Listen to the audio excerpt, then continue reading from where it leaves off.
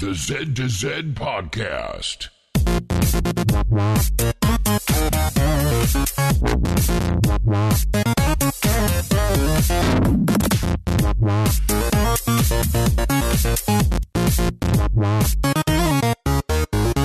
Good morning, good evening, or good day, and welcome to the Z to Z Podcast, the home for Xbox achievement hunters and Gamerscore junkies. I'm your host, Brandon Fream, and thank you so much for listening. At Z to Z, we love gaming, and in particular, grabbing achievements and gaining Gamerscore. We do news, reviews, and interviews. If it's about achievements, we'll unlock it. You can find show notes for this show, as well as previous shows, on our website, z2z.com. This is episode 109. You can also contact us with questions or comments on Twitter, at Z2Z, Z-E-D-T-O-Z-E-D, over at our forums, forum.z2z.com, or email us directly, contact@z2z.com. Well, we're all back. It's a full house. I don't think I've talked to you, Randy, in like months. How are you doing? I think it's been about 2 months. I was just thinking that the other day. It's been a weird schedule where we just haven't. I mean, we've talked in chat, obviously, right, but it's just been a weird holiday schedule of missing alternating weeks. Yeah, it is. But you know, I'm doing okay. Shut up! You just told me you're rolling in the bank. You're laying on piles of fake money, like in indecent proposal. I'm laying on piles of pretend crypto money. You know, Woo! I'm doing great in that regard. I guess. Randy, sexy time. I'm not buying a Tesla or anytime soon or anything. I don't have that much, but we'll get there one day. It's going. So, and just this moment, I actually came across this. I want to share this on the podcast. I'm ready. I think this is hilarious. It's a sports news. We're gonna kick it right off. Sports news. So apparently there's a game called Behold the Kickmen, and in the game there is a disclaimer that says Behold the Kickmen was created by someone with zero understanding of or interest in the game of football. No research was undertaken, but be honest, it's all pretty simple stuff, so none was necessary. Please don't write in to tell me I've made a mistake. I know exactly what I'm doing. I am confident that what follows is a 100% accurate representation of the sport. And then you have to click, I have read this information and fully understand. That is amazing. Brilliant. Proulx! I have no idea what this game is. Proulx, you didn't tell me you made a game? I did, yeah. This is very exciting. I didn't want to, announce it to the world until now, but no. I wish I had this great idea. This is fantastic. So is it it's a playable game? Is what you're telling me? It is a playable game. It is on Steam. It is $3.99. And this is European football, not American football. Like soccer? Yes, as you Americans would call it, or us Americans also. Hey, I'm not an American yet. They don't let me stay here. You have a card thing. A card thing. You're a citizen, man. I am not a citizen. I don't get to vote. They can take that card away. You know what? I have to do in a couple of weeks? I have to pay $700 to keep my card. Oof. $700 on top of the $2,000 I paid to get it in the first place. Wait, otherwise what? They can deport you? No. So how it works is your card expires, your status does not. So if I never left the country again for the rest of my life, I wouldn't have to pay that. Yeah. However, I do plan on leaving the country at some point. Yeah, well, you're a criminal. In the future. So I will have to pay that. I mean, I can leave. I just can't come back. So, I can stay until I leave that one time and then not come back. You don't get citizen status by default by being married? No. Oh, I thought you did. No, I have to. No, you get permanent resident status. Yeah. So you get married, then you have to file all the paperwork that takes like a year. It took almost a year from the time I got married to when I got my green card. And like this gigantic stack of paperwork plus $2,000 in filing fees. I don't know if it was exactly $2,000, but it was a lot. It was somewhere between $1,500 and $2,000 once everything was done, including like getting pictures taken, getting medical exams, getting just filing fees, all that stuff. And I did everything myself. I didn't get a lawyer or anything. So that was like as cheap as it gets. Right. Show me on the doll where the government touched you. my wallet. It's my wallet. Yeah, so then you do all that, you wait a really long time, and you go in for an interview, and, as long as you're not lying, it's pretty easy. Yeah. Do you have any interest in becoming a citizen? I mean, I probably will. I don't see why. There's no reason not to. I'm still in the draft. Are you sure? I don't. I can get rid of it. I can just. You have to it sounds like a lot of work to be a citizen. I don't even know if I could. Do you know pass how much work? The US you know how much work citizenship. it is to get it. You know how much work it is to get a green card. It is. I'm sure it is much less work to become a citizen. I wonder. I'm already that deep. It's not that much more work. The only problem, Randy, is if they asked you a geography question on the test, you may not do so well. So. We'll have to review. I'll do some review. I mean, I do know that Minnesota is right next to Washington and New York. Yeah, about an hour apart from all. An hour to Minnesota, an hour to Washington. No big deal. Yep. Very close. Yep. Very close together, right on the map. Absolutely. But yeah, I they can still draft me even if I'm not a citizen. So I mean, really, to be honest, you're probably at the top of the list because you're not a citizen. They'll just you throw that guy in there. Yeah, I don't know. He can die for our country. I don't like the whole draft thing. I really don't like that. Something tells me it's not going to come up. We'll just be nuked into oblivion. No, Speaking probably of which, not. you guys didn't talk. It's just the idea. It's just the idea of it. You guys didn't talk about that news item that I posted in there where Proulx is a prime target for getting smashed by a 19,000-pound Chinese satellite. Did you look at that? Yeah, Proulx? Are you nervous? I'm not. I'm really not nervous. Let me recap that for the listeners who may not have seen this. I think NBA Kirkland found this on Twitter. He's like, "Is anyone talking about this?" I even mentioned it to my wife, and she's like, "I feel like some people should be mentioning things." Now, granted, the likelihood of actually getting smashed by a 19,000-pound Chinese space station is pretty slim. The fact is that China has lost control of this now space debris. And it is losing altitude and flying around the Earth at very fast speeds. And so sometime in March, that's what they're projecting, that sometime in March, this thing will crash land into the Earth. And again, it's 19,000 pounds, so that's pretty big. And there is they're trying to they don't know where it's going to land. It's going too far. It's too far out. It's going too fast. They don't know where it's going to smash into. I'm sure they're trying to figure it out now.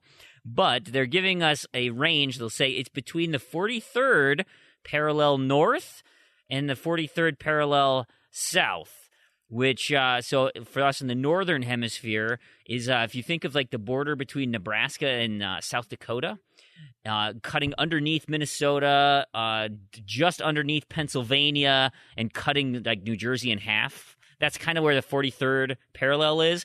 So everything there and south can get smashed by this thing. And I think the other one cuts through Chile and Argentina. I should have looked in Australia where the 43rd parallel cuts through, because I bet Chindokta is above the 43rd. I think all our friends in Melbourne are safe, but everyone else is doomed.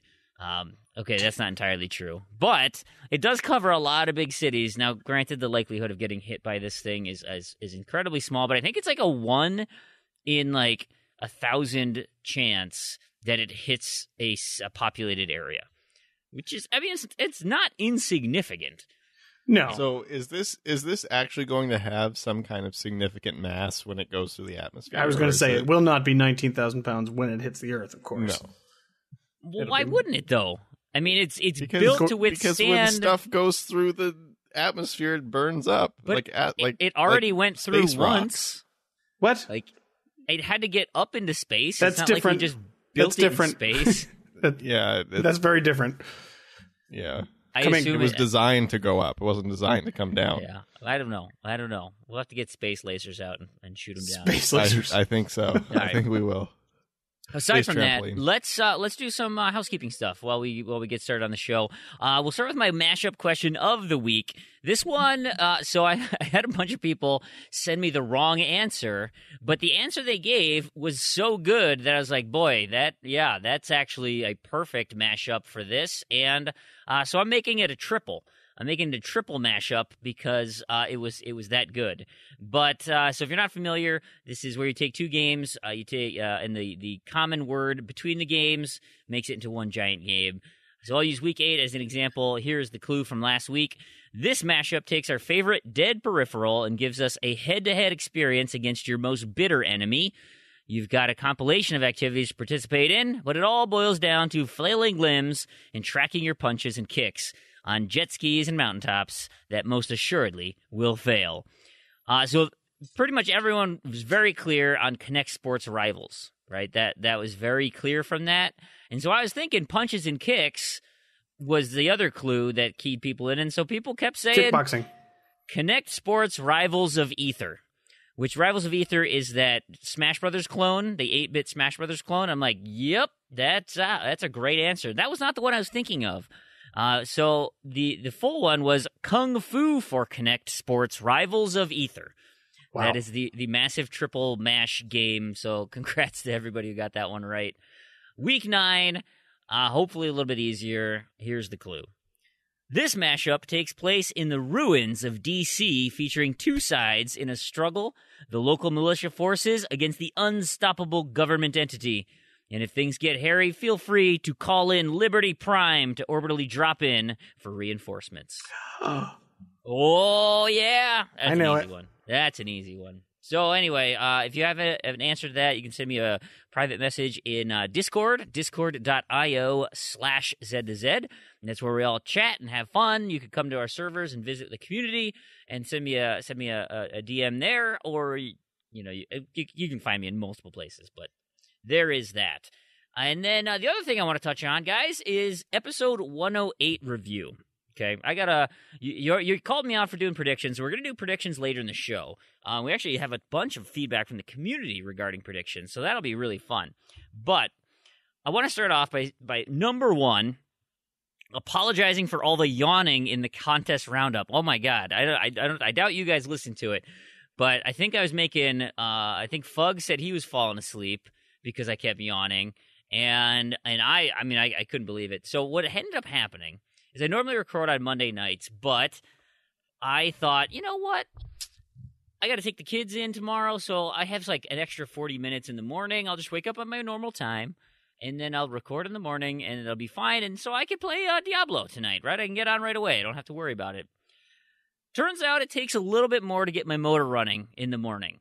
So I was not ready. Coffee hadn't kicked in, and so I apologize. We will not do that again. Secondly, Cool Kid Joe.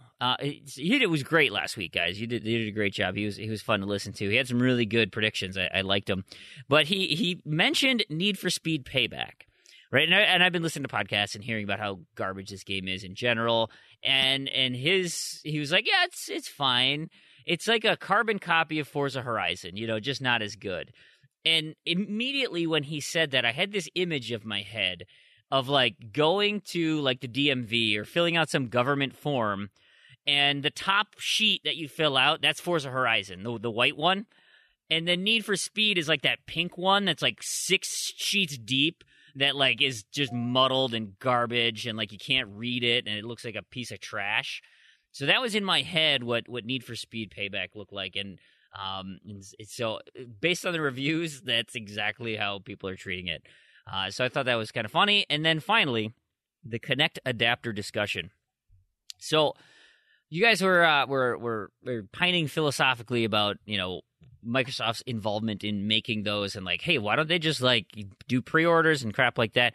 My guess is that the initial build of those units was like an order minimum, right? Because those are all unique parts to make those things, and so they're like, all right, I need that little, the connector clasp and the wiring and the Xbox imprinted, plug piece and all that crap. That they're like, all right, what's our minimum order? 100,000 of them. Great, let's run that, and then when we run out, we're done. And since they were giving them away for free, everybody got them, and then they sold a few of them, and now all of a sudden, I think the intention was let's just cover what we have out on the market for the S's, what we anticipate the S's to need. And then all of a sudden they're like, well, we should probably include the Xbox One X. Ah, crap, we're out of inventory. What's it going to cost to start that up again? And they looked at it and said, all right, you trying to tell me I need to build another 1 million of these things? Yeah, that's not going to happen.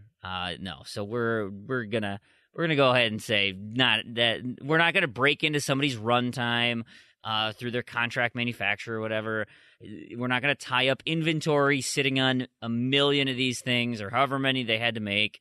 Now, I will say you can fault them for not making enough in the first, underestimating how many people would want them on the first run, right? If they're going to make the run in general, then, adding to size to that and underestimating how many they might need, that I could see you faulting them on, but not making another run, that didn't bother me.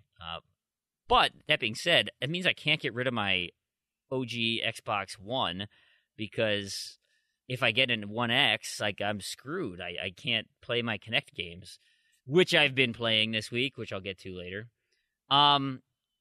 Two final things I want to say. So I heard somebody mention walking simulators, and there's a new term which I'm liking, and I want to become more widespread. So instead of saying walking simulator because of its negative connotation, people are calling them stroll playing games. That's does that do cute. anything for you? I like this. That's cute. I like this. I like stroll playing. But I'm still going to call them walking simulators because I Fine. feel like that's more accurate. Fine. I don't have anything against walking simulators. I just think that's closer to what they are. I also don't. Stroll playing game. I don't. It's a cute pun on walking simulators, but I think somebody should actually make a game called Walking Simulator, where So just capitalize on it. yeah. That sounds like a Shovelware Empire production if I've ever heard one. Where you literally just walk. You just walk. It's just a flat field. You should also be able to walk off the edge. I love that touch when games let you walk off the edge of the world. There was a classic on Android. I think it was called Open World RPG. Okay. You could walk off the edge of the world. It was amazingly bad. It's from the company I Need to Play. Nice. That's right up Foo Cuddly Poof's alley. It's fantastic. Dirty flat earther. Brilliant. So, well, you know what? Why don't we talk about what we've been playing? I know you guys mentioned some things last week that you've been into. What have you been up to this week, Randy? What's been on the docket? GTA 5, right? Yes. We got the crew back together. We revved up the pink cars and we did some heists. Nice. How'd that go? Pretty well, actually. Once we got going, because now it's ridiculous how weird it is. Yeah, that's true. It's so bizarre to set up. Like, the way this new heist is set up is just bizarre. Like, you have to do all these things. You have to jump through all these hoops. You have to set up all this stuff. My biggest complaint about GTA Online, I want to say aside from the microtransactions, but I think actually more than the microtransactions, is just the way the menus are set up. Everything is so unnecessarily complicated to do. Like, anything in the menus is just an absolute pain, no matter what, every time. Just for no reason. There's no reason all the menus should, because you have your phone that's a menu. You have this other interaction menu. You have the pause menu. You have the options menu. There's 4 menus that just have different things in them, and you just have to know which menu it is. And then once you figure it out, you don't even know what you're doing. That sucks. So once we got it sorted out, we figured out how to kick everybody else out of the lobby, which is fantastic. Makes things much easier. And then we've roomed away. And and that's where we left off. We did also finish the last heist we had in progress. I only drove into the water once, which is probably a new record. I assume that's an auto death. No, it's just the car. I just have to repair. I have to pay $9,000 to get my car fixed. Jeez, just like real life. But it's just it's kind of a running thing. Is I'm the driver because I get there the fastest. Because I typically don't take conventional roads. Or not conventional roads. That's a little bit of an exaggeration. He doesn't take the road at all. So we're always driving over mountains, and he just flies off into the water. But remember, every time someone else takes another car, I still get there first. It's true. That's true. Most of the time, I still get there first. Not always, but more often than not. So that is why I am still the driver. My car is also faster. Channeling your inner Doc Brown, where we're going, we don't need roads. Just No, I'm channeling my inner getaway driver in the hills of Los Angeles. Also, you mean just Freum. not Los Angeles, Randy? Come on now. Okay, Los Santos. Los Santos. And it also helps that sometimes when you were doing these heist setups, you literally have to drive for 4 minutes. So the rest of us just sit in the back and get points for cruising with buds. So cruising with buds. Yeah. Does it actually say that? It's just cruising with friends. That's funny. Cruising with friends. But you get like XP points. It's cruising with buds to us. Yeah. That's so funny. yeah, it was fun. So tomorrow we're playing again, and we're gonna actually, I think, get into the meat of the heist now that we don't have to spend an hour and a half figuring out how to set it up.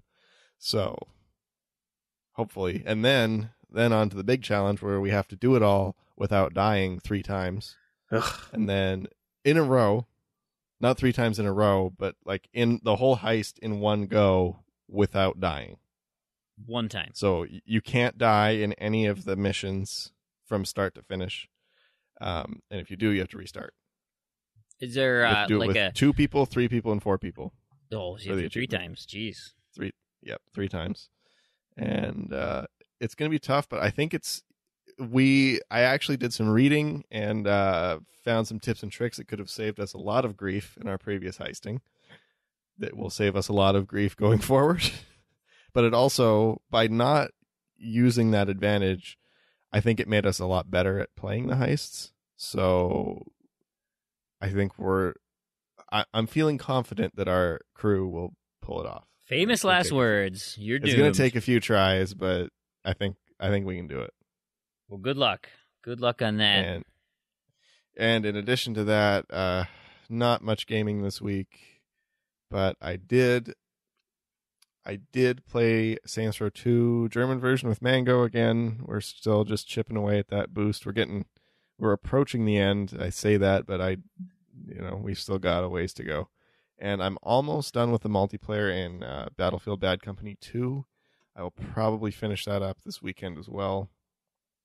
And I know I said I was going to play the single player of GTA 5 when I finished Agents of Fun and Cuphead, but I've decided that instead I'm going to finish at least the multiplayer component of Killer Instinct, because I was just looking at this. I've almost been locked out of completing this game twice, and it kind of freaks me out now. So how many more dudes do you have?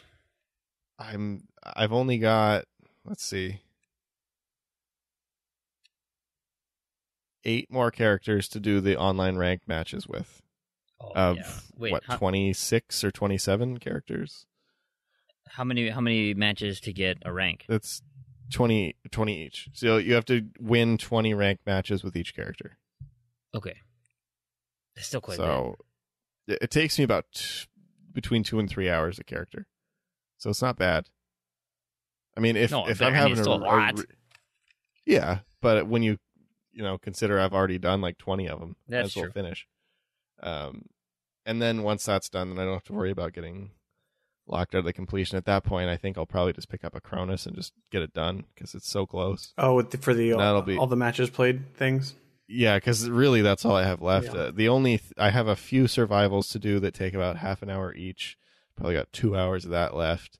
Then the rest is just complete 200 matches and do 150 fight challenges with everybody I have left. So, because I've done all the Shadow Lords, which is the hardest part. Yeah. I've done all of the actual getting to the highest rank and ranked. That's done.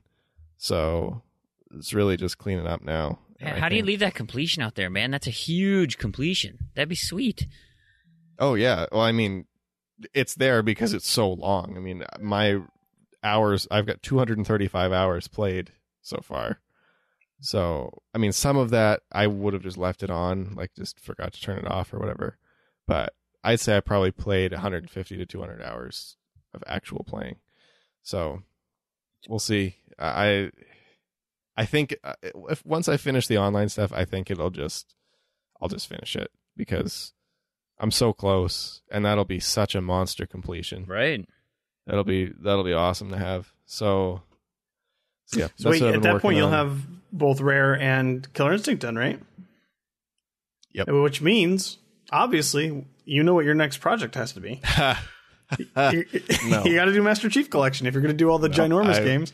See, No, I thought you were going to go with like the rare as a publisher series completion. I thought about doing that, but then I was like, I don't really want to play like 4 different giant versions of Connect Sports. I mean, I don't think Connect Sports is a bad game. I haven't played any of them, but it's actually pretty easy. From what it sounds like, it's not. Well, it's easy in little bits, but like those are long completions. Yes. Like that's probably like 50 hours, and 50 hours on Connect is a lot. Oh yeah, absolutely. You got to set it up. You got to I did think about that, and then it's like, I mean, I'm gonna finish Cameo anyway, but it's like I gotta get back to Cameo. Gotta do nuts and bolts. Yeah, I don't think so. I'll do the Killer Instinct series though. I got to do Killer Instinct and Killer Instinct 2 Classic, but those will be 10, 15 hours each, maybe. Mm-hmm. Nothing after I complete the big one. That's pretty cool. And then now watch this. Season 4 is gonna come out. I'm gonna have to do it all again. Oh yeah. I don't know. I'm thinking there's probably not going to be season 4. I was just going to say, wouldn't it? It seems more likely at this point that we'll get Killer Instinct 2 before we get another season. Yeah, either Killer Instinct 2 or like another Shadow Lords expansion or something. I'd be pretty happy with another Shadow Lords expansion. I enjoyed most of my time playing Shadow Lords. I think they're kind of done with it though, because like all the development now has gone into putting it on Steam. The Steam version released, I think it released at $40 and had everything in it. I mean, it was a launch game, right? So you would. Yeah. Oh yeah, it's been out since 2013. I mean, it's had a tremendous amount of support. You would think now would be, and all the pricing has been fair for a sequel. Yeah. So. Oh, do I hear a prediction? Oh, perhaps. I don't know. We'll see. Anything else? I mean, if there is a sequel, I'll happily play it because I've definitely got my money's worth out of the game. I'm very happy with my purchase, but sure. Yeah. Anything else that you want to touch on? Or are you going to kick it over to Proulx? No, that's it. It's really been, other than the weekend, it's been a pretty slow week. Nice. All right, cool. Proulx, what about you? What have you been up to? So I talked last week, and I think maybe even the week before, about how I signed up for a 2-week trial of the Games Pass so I could do Sam and Max. Yes. And I finished those 2 games, which is good. And so I'm thinking, this was, I think, Sunday or Monday or something, and I'm like, well, I have until Saturday before I have to cancel it. Tomorrow. Saturday being tomorrow. And so what can I do? What can I do with this Games Pass to get done in that amount of time that will be reasonable? And I didn't want to do, a full retail game. But I decided to do some of these Sega Collection games. Oh, yeah? Yeah. So I had a Sega Genesis growing up. But so I played both Golden Axe and Streets of Rage. And oh, man. I never played these 2 games, so I'm not touched at all by the nostalgia bug by these 2 games. But Golden Axe is the worst. Oh my God, is it bad? Golden Axe is so rough. Like, it's brutal. I was getting so mad. Like everything about that game. I mean, I get it. It's early and it's like, so it's, you kind of have to look at it that way. Like you can tell it was one of the, these early street brawler kind of games, but man, oh my goodness. Like if there is a game that has not aged well. Yes.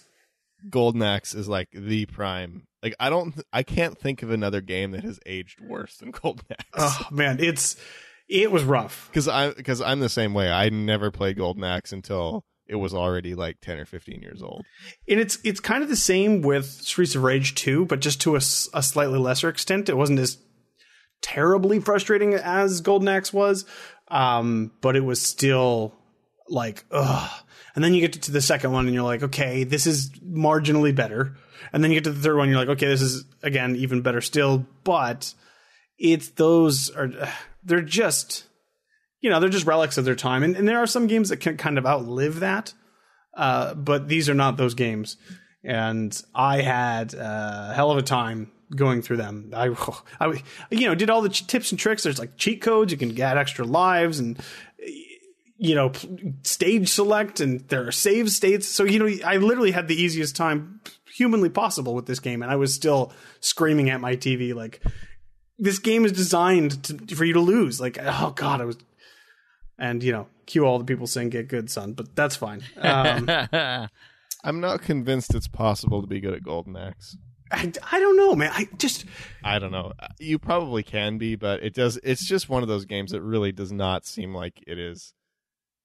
It's like you said, it's like it's built for you to lose, because I feel that way with most beat 'em ups, actually. Like, yeah, I could see it. Even the Simpsons game that I've put substantially more time into that beat 'em up than any other beat 'em up, and even then, like, it doesn't feel like you can win on one credit. Well, no, I'm not convinced that you could ever do that. The Simpsons, the Simpsons, like in games like that, like a lot of the Turtles games and stuff, I kind of give them a pass for that sort of design. I mean, as much as you can, I suppose, because they were arcade games. They're literally designed for you to spend so was Golden Axe. Oh, was it? I didn't know that. Okay. Golden Axe was. Okay. That changes things then. Okay. Yeah. So now, I don't know if the ports are the Genesis or the arcade version, but it did start in arcade. Right. Oh. But like you got games like Castle Crashers, which is very much the same style, but they don't make it, it's not a quarter muncher like those old games are. So you feel like you could tweak some of the difficulty. Maybe they just didn't have access to source code. It was a straight port. Well, the other thing too is, even though arcade games were designed to be quarter munchers, pretty much every other genre of arcade game that I can think of, you could be so good at it that you could beat the whole game on one credit. Like, they were very, very hard, but they also had a very high skill cap, so you could get good at it, or you weren't constantly pumping it full of money.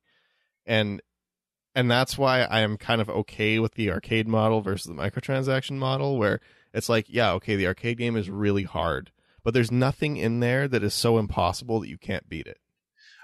But with beat 'em ups, I don't know. I guess we'd have to go through like examples, because I'm thinking of like DDR or something like that, where DDR is different. That's like a jukebox. Okay, that's fair. You pay and you get to play for this long. Like, I guess some DDR machines you can lose and then lose your whole credit, but that was very uncommon in my experience.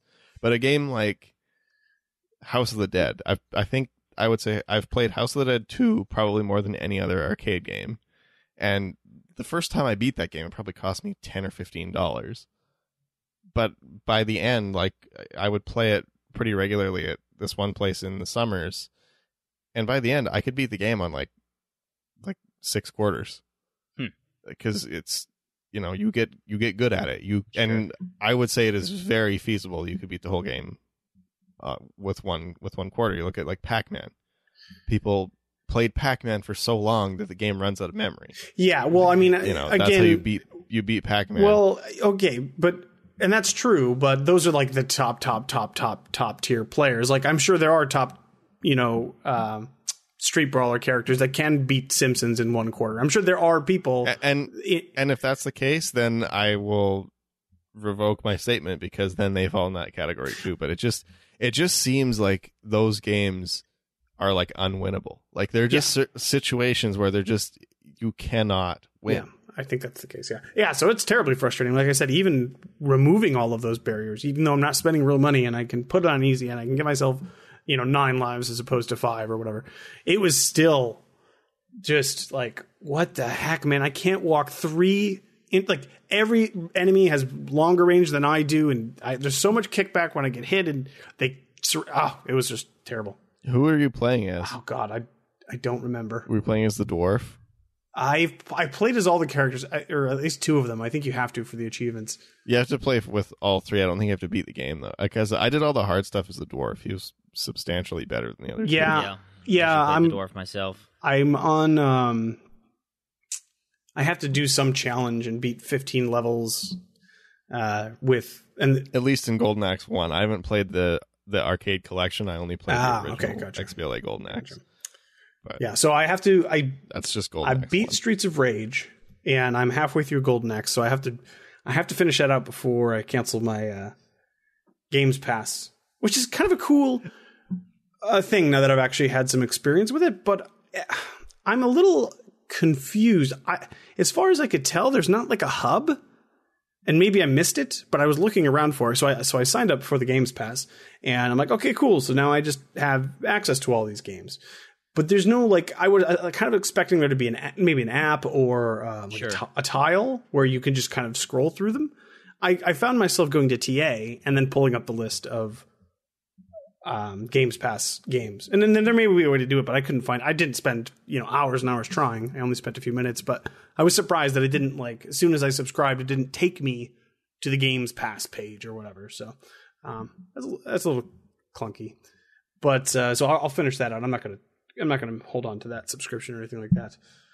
But other than that, Yeah, it's kind of not really for us. no, it's definitely not for us. It was good for my purposes. I saved a bunch of money because it was $10 for the month, the trial or whatever. And I already played, and I guess I played $40 worth of games, so it was worth it. Yeah, beat the system. It's like going to a buffet and wearing your fat pants. Oh, there. That's one way of putting it, I suppose. Other than that, You showed them, Proulx. I don't know if I have any fat pants. Or maybe all my pants are fat pants. Who knows? And other than that, I finished out Life is Strange Before the Storm. Now, I know you two are big fans of Life is Strange, and you guys haven't played this yet, have you? Nope. I have not. Almost bought it last sale, but I pulled back. Okay, so spoilers. This is exactly what happens to all the characters and everything you need to know. I'm kidding. I'm not going to tell you. It's good. It was good. It's been so long since I've played the first one that we're planning a replay through. Well, I guess a first-time playthrough of the 360 version of Life is Strange right after we finish this one, because there's a lot of characters that I'm like, oh, I kind of remember what happens to them, but not specifically. I actually plan on doing the same thing because I still have to play through the one version of Life is Strange. So I was going to play this new one and then go and play the one version. Proulx, were you with Tammy when you did the first Life is Strange? Yes. Yep. Mm-hmm. So you guys did play that together. Yeah, we played through. So we talked a lot about it, and then of course after we finished Before the Storm, we went and watched all the. Right after we finished, we watched all the other alternative endings that we missed, and just to see what you could do. And we're like, oh man, surprised there's no. I haven't done that yet. Oh really? I got to play through the opposite of what. So what I did in my first Life is Strange play is I played as a good person. Now I'm going to play as a selfish person and see all the other side. Those are fun. Yeah. Yeah. So we'll see where that goes. I like it. It's better than I thought it was going to be. When I first heard about a prequel to Life is Strange, I'm like, okay, I kind of don't care. But the story that they told was good. It was very interesting, and the characters were good. And they didn't fall prey to a lot of prequelism that a lot of these sorts of things do.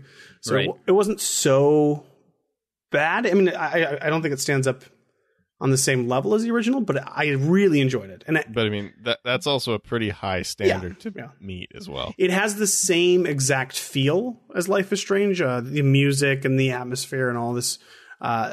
And so I think it's worth playing again, especially if you really like the first one, you'll definitely still enjoy this one. So, cool. And that was it. Yeah, that's what I've been playing. Wonderful. Well, you got 2 weeks worth of stuff out of me. I'll keep it short. Because, I played end of month stuff, right? So it's just a slew of filling in holes for finishing the 12 Days of Christmas challenge, finishing the monthly gamer tag, all sorts of stuff like that. And I was down to the wire on that 12 Days of Christmas. I was not knowing exactly when the turnover, and I could have looked, I'm sure, but like, there was questions about that where the RTDL was going to stop, when the 12 Days of Christmas was going to stop. I said, I'm not going to risk it. I'm going to finish it on the 30th and make sure that I got that 1 day buffer in case something catastrophic goes wrong. So I ended up finishing that. But what that leaves me with then, and it's that weird nebulous time where you don't have a list, but you can't work on the old list, right? So there's like the end of month window where it's like, well, what the hell am I going to play? Because like am I gonna play something for fun? Like, that's weird. And so I decided to continue playing XCOM Enemy Within for fun, because I love that game. I love turn-based games, especially strategy. I don't like how long they take typically, but man, it's super great. And so I'm up to the base assault now, because I was just dinking around so much trying to level up my guys and get all this loot that all of a sudden now most of the world is near panic. And it's like, okay, I should probably take out this base because I think that reduces panic around the globe. So I can try and save it while I build some more satellites and whatnot. And then we've been working a lot on Diablo Reaper of Souls for the 360. So as my New Year's resolution, I'm going to finish both the 360 versions of Diablo. I still need 2 million pieces of gold in the original. And so we finished on Reaper of Souls Act 5. So all the story stuff is done. And now we're going bounty hunting. I did a bunch of the last achievement push to try and, equip with items and craft some things and enchant and do all that crazy stuff. But so now it's bounty time and getting all of our characters leveled up. So we're just kind of messing around as a crew, having some fun. That'll be cutting it close for completing that game in the year. With my kick on strategy games, I had 2 random to-do list items for Blood Bowl 2. So I've been playing a lot of Blood Bowl 2, and one of them was really easy. One of them was just manipulating some of the teams so that you can go in and kind of tweak out and get those. Well, Blood Bowl 2 actually just went on sale recently, and there was an achievement in there that was buggy, they said, that it was partially discontinued. And so actually I just was like, I better figure this thing out and make sure it works. And I ended up getting it, but I had someone send me a message this week on TA like, hey, I noticed you're like the last person who just got this. I want to buy it on the sale, but I'm a little nervous about getting the achievement. Am I going to be screwed? Not at all. The 2 achievements that are partially continued have super easy workarounds. The original solution was required you to have that you could use 2 accounts, you set up 2 teams on one account. Well, that doesn't work anymore. But you can set up another team on a silver account and just log in and out between the 2 accounts to trade players. And that will unlock both of the connected achievements for that one. So despite having a partially discontinued or buggy or whatnot flag on there, it's actually quite simple. Now, it takes a while to do the second one because you got to level up one character up to level 7, which means playing a lot of games and completing most of the game in general. But it's not limited by technological problems that'll preclude you from getting that achievement. So I got the easy one for manipulating my team, and then the other one was for killing 5 dudes. And so it's a dice-based game. It's a tabletop game. That's what it comes from. And they just take the tabletop dice game and port it into an electronic form. So even on screen, you're rolling dice and you're comparing values. And so you roll to hit a guy, and then when you hit a guy, you roll against his armor value. And now, granted, this all happens very quickly, but you can actually see all the results. And so then if you're high enough of the armor value, he takes a wound, and then you roll on another chart, and something happens. And so it's first you need to roll to hit, which is, on 2d6, it's it's 7 or higher or something, right? So you got a 50-50 shot. And then just to hurt him, you've got, maybe it's another 20%. And then to actually kill a dude on top of that, it's maybe another 8%. I think it's a boxcars on 2d6. And so it's you kind of add all those things up, and it's oh my God, yeah, no kidding, I haven't killed anybody.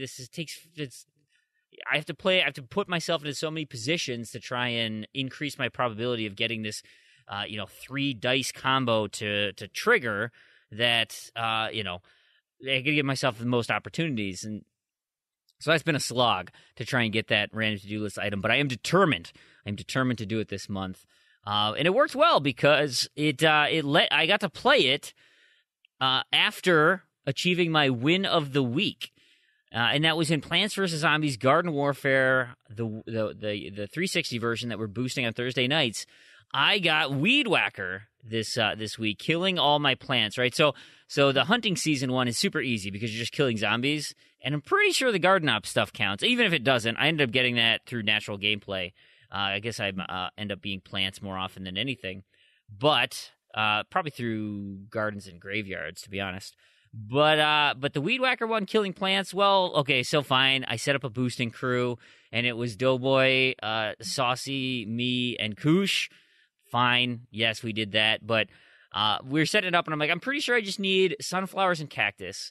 So it's a nice, easy setup because if you have 4 people, you find a lobby that doesn't have anyone in it, and hopefully you can just commandeer that one. Now, there were plenty of randoms who came in and wrecked everything and were just a bunch of jerks about it, but occasionally you could find some. I will say the later you go in the evening, the less likelihood you'll see some of the little kids on there who's still playing Plants vs. Zombies on the 360. Get rid of those kids. So we set it up where you had 2 on either side. You have a healer, right? So scientist or sunflower, and then whatever character you think. Now, the likelihood is that you're not killing cactuses, you're not killing engineers that much. People don't usually pick them. So I went butchering cactus.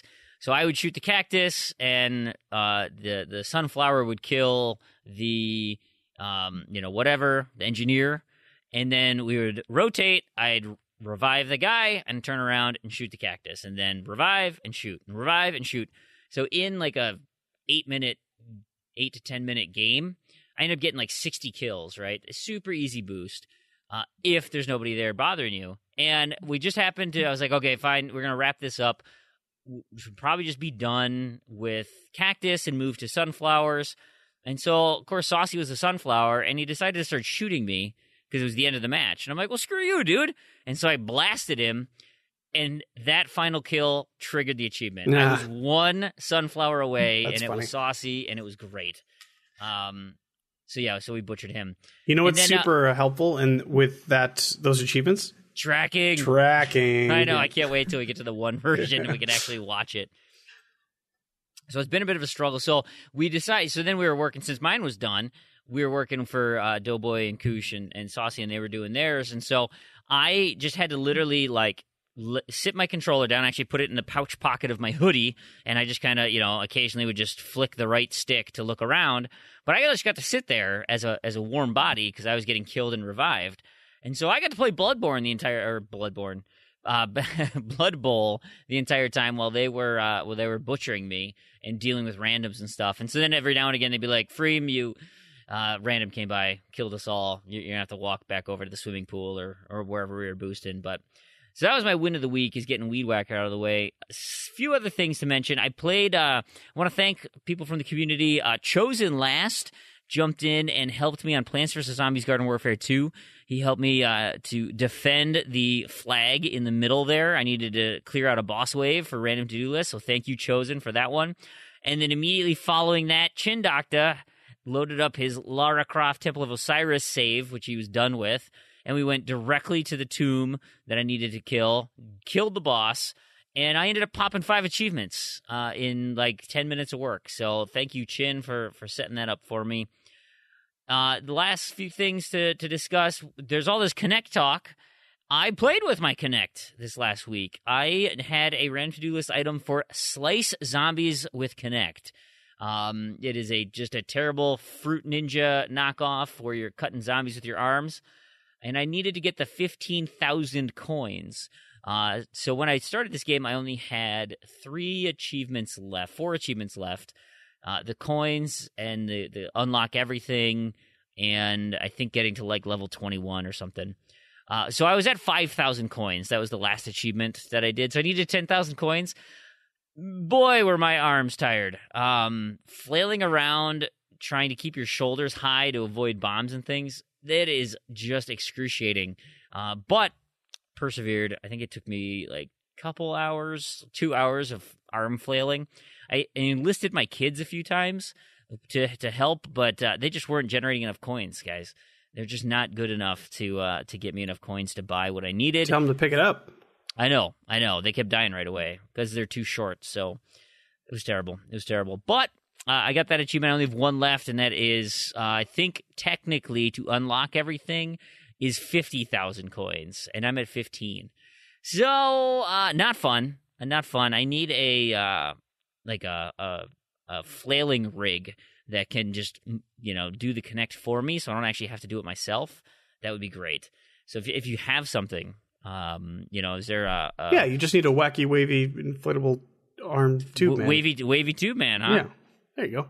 He'll do it for sure. Final couple games here. Charlie Murder. I had a random to-do list on that. Boy, I want to clean that game up, but I think I need a whole another couple of playthroughs. was just reading through the walkthrough on that. I'm not quite finished with the first playthrough. I just beat all of the mini bosses, and so I can get the bad ending, and then I got to go find one more body part, and then I can get the good ending. But then I think there's a whole nother playthrough that's like, crap. I definitely don't want to do that. Played some Arrow. That game's great.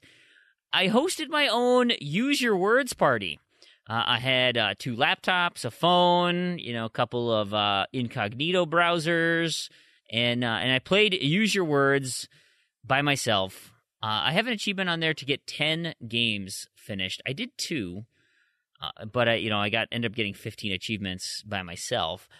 But I think we should get some community action in this. And so I get my random to-do list for the month. I can host some Use Your Words games, and people from the community can get in on that.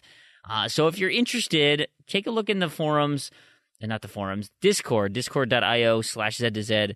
At some point, maybe next weekend. So when this comes out, this upcoming weekend, what is that, January 20th, Saturday the 20th, would be a great night for a Use Your Words party. We play 8 different games, have some fun, play it. We can actually play it legit, to be honest. Others may decide not to play it legit, but that's fine. I don't care. And then the final thing, and this is truly the final thing, started Agents of Fun. I had a random to-do list item on there. Agents of Fun! Started it. Had a random to-do list item for unlocking all of the outfits for the franchise force. Those, which is great because they're the first 3 you get. So I didn't have to do that much. It only took me a couple hours to get all their, their personal missions and things taken care of. Ended up getting 11 achievements in that one, but because I started that and hearing from you, Randy, how much fun those connected contracts are, I thought, hey, this is a great opportunity for us as a community to knock these puppies out because you made it sound so awful. Now, right, there's only 15, It is when you do it by yourself. Yeah, I would imagine. Yeah, 15. So what we're proposing, and I'm actually going to start this tonight after recording. We've already talked about it in Discord. So there's a crew who is aware of it, and we're going to be working on it. Now, are they capped at 6 people per? Yes. Okay. So, we can be subbing people in and working on this. If you're interested in doing this and getting these 15 contracts out of the way, we'll probably take the next 2 months and just rip through these. Because the easiest thing for us to do, because we have some Australians and stuff, it's probably not going to take you that long. There's 3 a day. 3 a day. But realistically, because the timing is terrible, especially for me, because if I guess I could come home from work and log in. You can play at your leisure. Yeah, but if the contract is already completed by the time I get home, like I can't join an already completed contract. Sometimes you can. Really? Okay. That'd be something to take a look at. It's finicky, but it happens. Okay. So the reason is flip time is 1 a.m. Fream Standard Time, which is Central Time U.S., for any of those who are not familiar. So at 1 a.m. As of now, and that might change with daylight savings, I guess I don't know. But at 1 a.m. is when the new contracts for the day start. So by the time I'm gaming, like I show up and I have like literally 2 hours to do and it's like that's just not going to work. I need a lot of that needs to be done already. And, and hopefully I can just help out on the home stretch. So what I think makes most sense for me is after we record the podcast tonight, it'll be near 1 a.m. I'm going to get on Agents of Fun and I'm going to kick off the contracts, get them loaded up for the next day. And then let the Australians do what they do, because it's like 4:30 in the afternoon for them. Do what they do, go nuts. Chindocta being one of them. He's going to go and do what he can. And then we'll shift over. And the U.S. people, now it's a Saturday during the day, start rocking at those. And then I jump on Saturday night and finish it up. And then I stay up late till 1 a.m. on Saturday night and kick over the next day's contracts. And then we do the same thing on Sunday. So, hopefully we can, if we get 6 done per weekend, then that's only 2-3 weeks, depending on, what we need to end up doing, by just working on Saturdays and Sundays. And, probably between the 6 of us, if we're actually all actively working, dividing it up, isn't going to be that difficult. So we can actually probably sub some people in. I'm thinking signing up is the best way to do it. So go to Discord, discord.io/Z2Z. There is an Agents of Fun channel. And so then we'll just create, hey, here's the private contracts for this crew. Here's the private contracts for this crew. Or, you're subbing in this time. You got yours. Who can help, etc. And we'll try to get the community lock these out. So maybe it's worth your time looking at red boxes and seeing if you can find these things for $5 lying around. Mine, like we said, apparently they still are $5. Yeah, they're still there, and they are in pristine shape. Not a smudge to be found. Almost as if no one played them. They look beautiful. So I'm looking forward to that game. So let me echo what Randy had kind of said. Game is enjoyable, but it's I totally see where you're coming from with the it doesn't really know what it's trying to do, because it's got those Exactly. It's got those times where it's it wants to be serious, but then it can't stop swearing and using F-bombs and doing and just blue having the sex dumbest jokes and characters. Like the characters are just they're they're all the most exactly. And it was really funny because when I was in Canada, my friend came over and I was playing Agents of Fun when he came in, and he's like, "Oh, that's the mysterious mobster or something." And it's yeah, that's actually the entire extent of his character. He called it just by looking at the character. Yeah. And that's the extent of the depth of the character. Right. Yeah. Super shallow. Of all the characters. It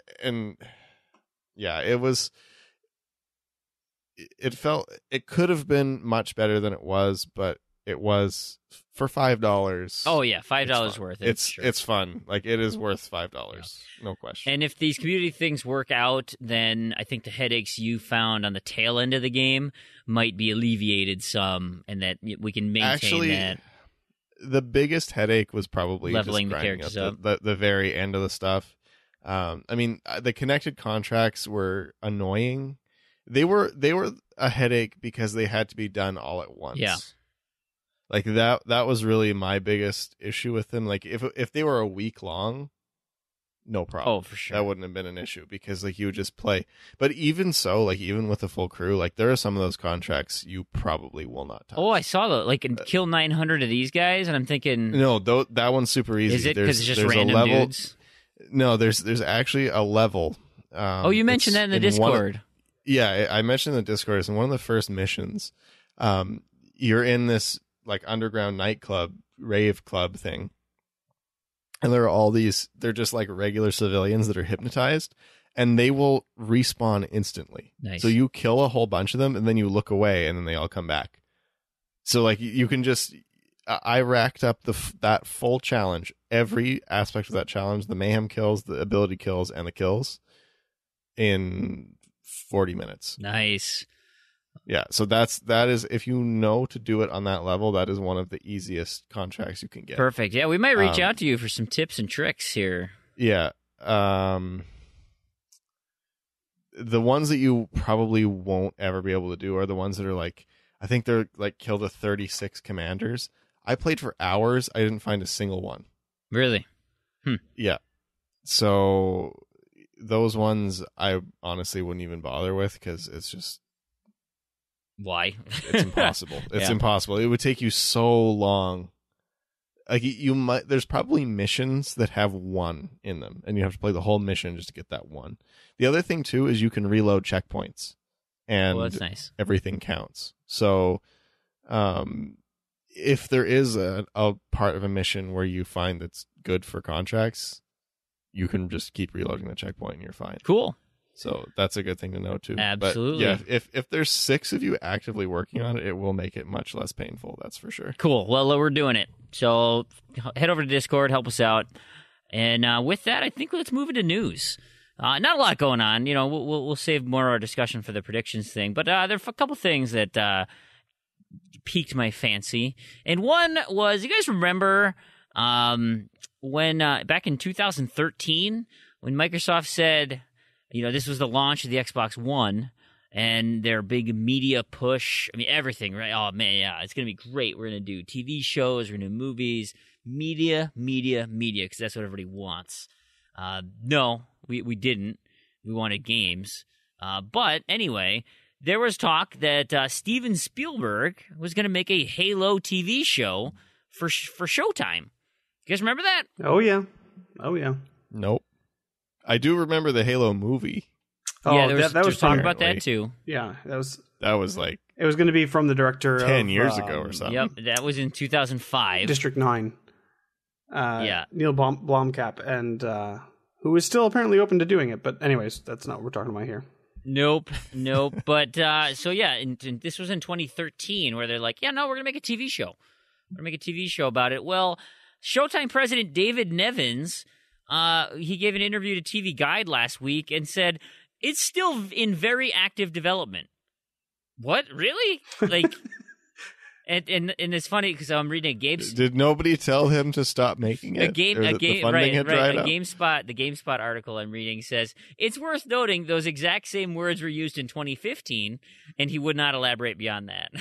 So it's like, no, yeah, it's still in development, moving great. Yeah. Very active. It may be a contractual thing where it actually has to be in quote unquote active development for them to maintain the license rights. Maybe. And so he kind of has to say that, perhaps. Right. That's what I would guess, because... So active development is like once per week they have to draw a doodle on a notepad. Or they go... Or, they have a lunch meeting or go on the golf course with somebody, and yeah. So who knows what it means, but I will remain skeptical until we see some sort of something. Oh, God, yeah, there's no way this is coming out. Yeah. Just not happening. But, you know what is happening? And you doubted it. You guys doubted it. But Seamus Blackley took to Twitter today, actually, and said, it's coming. End of March. I did see this. this. $70. The new Duke. Duke 2.0. Duke 2.0, the new Duke is coming out. Proulx, you already said in chat that you're buying this thing. Day one. I don't pre-order things. I don't think they have one up now, but if they had one, I would pre-order this thing so quick. Oh man, I'm so excited about I'm not going to use it, but I'm going to have it and look at it, and I can't wait to press the button. Oh, well, man, I so hope excited. you never have to use it, because that means someone broke into your house and you need it for self-defense. Yeah. Right? Because this is a medieval mace, right? It's a self-defense. Yeah, you swing it around and hit people like a morning star. Oh, actually, you know what would be really cool? Well, it's not wired, so I guess it wouldn't matter. I was going to say if there was a wire in the picture. It is wired too? Yeah. Oh, man. Yeah. I hope they have the breakaway, like in the original version too. I mean, it's USB. Yeah, it's USB. Yeah, you can still do it. It looks like a micro USB, actually, is that wire that comes out the top of the picture here. Oh, man. That makes me... It might actually be wireless. I'm so excited about this. Anyways, the most interesting thing that I got... There's an interview with Seamus Blackley talking about it. And a really neat little tidbit he was talking about was that he was actually pushing for an LED Xbox button for the Xbox One. He wanted this to be like a standard feature across the board. And that he wants... Well, I think by Xbox One, he meant the Xbox One, the original OG. Xbox One. Oh. Yeah. Maybe I misread it. Yeah, because he hasn't been at Microsoft. That's true. That's right. Yeah, I guess that makes sense. Yeah. Yeah. But more, what he said, what I thought was really interesting was he said that he wants to give access to that screen, because it's just a tiny little screen on the actual Duke, to developers to do whatever they want with. But he hasn't gotten the okay from Microsoft, so that's unlikely to happen. This plays well, perfectly. He did say that the only thing holding it there was 6 screws. So he did say I that. think wink, wink, he's nudge, nudge. Yeah, not actually giving access to it, but it's there. This is perfect, guys, because this I have to say one of my predictions right now, because that plays perfectly into it, is one of my 2018 predictions. The Xbox backwards compatible team introduces Dreamcast emulation. And with this LED, we could have Chow's in your original Xbox. You could have a VMU little emulator. VMU. That would be funny. Yeah. I mean, that would be pretty cool. I don't think it's going to happen, but I mean, my prediction's garbage. Yeah, it's kind of a garbage prediction, honestly, Fream. Yeah. You could do. I hope the other predictions you have are a little better. On that topic, though, that's a silly prediction. What is up with backwards compatibility? We haven't had anything in weeks. We have not. Well, they usually take the winter off. What's going on? They usually take the winter off. And I think Big L, he was doing a lot of investigative journalism on this and said, oh, we should get something this week, the week of recording, because that was the same time frame they took a break last time. And when they came back, it was the mid-teens of the month of January when, bam, that's when we got our first backwards compatible drop. I'm holding out hope that next week we get something, but you're right. It's been quiet. Sometime it's been a while, and that original Xbox backwards compatibility has been awfully quiet as well. Maybe they're saving up for some reason. I'm not sure what for, but yeah, I don't know. I mean, they're over 400 games at this point, so it's a pretty impressive catalog. Even if they just ended it here, it's awesome. Oh yeah, like it is awesome how much they've put on there, but. I don't think there's still lots out there. There's lots of opportunity. I don't think that's the case, obviously. I don't think it is either. But I just want to go back to the Duke for one more second, because there's one other interesting thing. Let's hear it. He was talking about how, when you press the button, the guide button, the ginormous Xbox button, it'll play the original animation from the startup animation from the original Xbox. And he had a little tidbit there where he said that it's a video of the original animation, but the actual animation on the original Xbox was generated every time you turned on the Xbox. It was generated by the graphics card. It wasn't just a video file. Interesting. Which I thought was really interesting, because I guess I'd never really thought about it. I guess that means that now it's pretty standard practice. Like I assume the boot animation for the Xbox and maybe even the Xbox 360 is just a video file playing. But I guess for that first one, it was actually generated by the GPU each time. Interesting. Yeah, I thought that was really fascinating. Interesting. And then there's another little tidbit on top of that tidbit, is apparently at the controller manufacturing company, which is not Microsoft, they went to Microsoft, not to what's his name, for the animation video. And the people at Microsoft are scrambling, like, where's the video? Where's the video? We can't find it. And then he's like, it's not a video. It's generated by the Xbox. There is no video to find. I wonder, for such a small screen, I'm sure it wouldn't be hard to just obviously convert it into a video, you capture it or whatever. But because the output of the original Xbox was so low, I wonder if they wanted to redo that, how they would even be able to do it. They would just have to CGI what they used. I would like to know what they used. Yeah, at this point, they just have to recreate it, I suppose. I guess it's kind of lost in time, because you never. You couldn't I guess you could upscale it, but you could never really truly make that like in 4K or something like that. Anyways, I have a weird soft nostalgia spot for original Xbox stuff, so I'm very excited about the Duke, and I will be getting at least one. I never had a Duke, so I don't have that, but I would like to get one of these, and I may get one because it's kind of cool. It's pretty, even just just to support the idea that it's very cool. And if it's $70 at launch, wait 6 months, you could probably get it for $50 or whatever. Well, the other thing too is given the fact that this is going to be probably a smaller than normal run, it's kind of a novelty. It's got some extra stuff in it that a controller is what, $60. Yeah, 70. What's another $10 to get the Duke? Yeah, like a normal Xbox One controller versus the Duke, like $10 premium. That's the same you pay for a special edition, right, on launch. Yeah, but really the difference isn't or a custom one. The difference isn't in the price; it's in the fact that you're actually buying a controller that you're very likely not to use ever, because it's unwieldy. But it's looking at it as a control, like the price point on that versus the price point on a controller you would use, assuming that you would actually use the Duke, which I know you're not going to, but just as a baseline for pricing, I think that's fair. Now, I think the normal controllers are kind of overpriced, but yeah.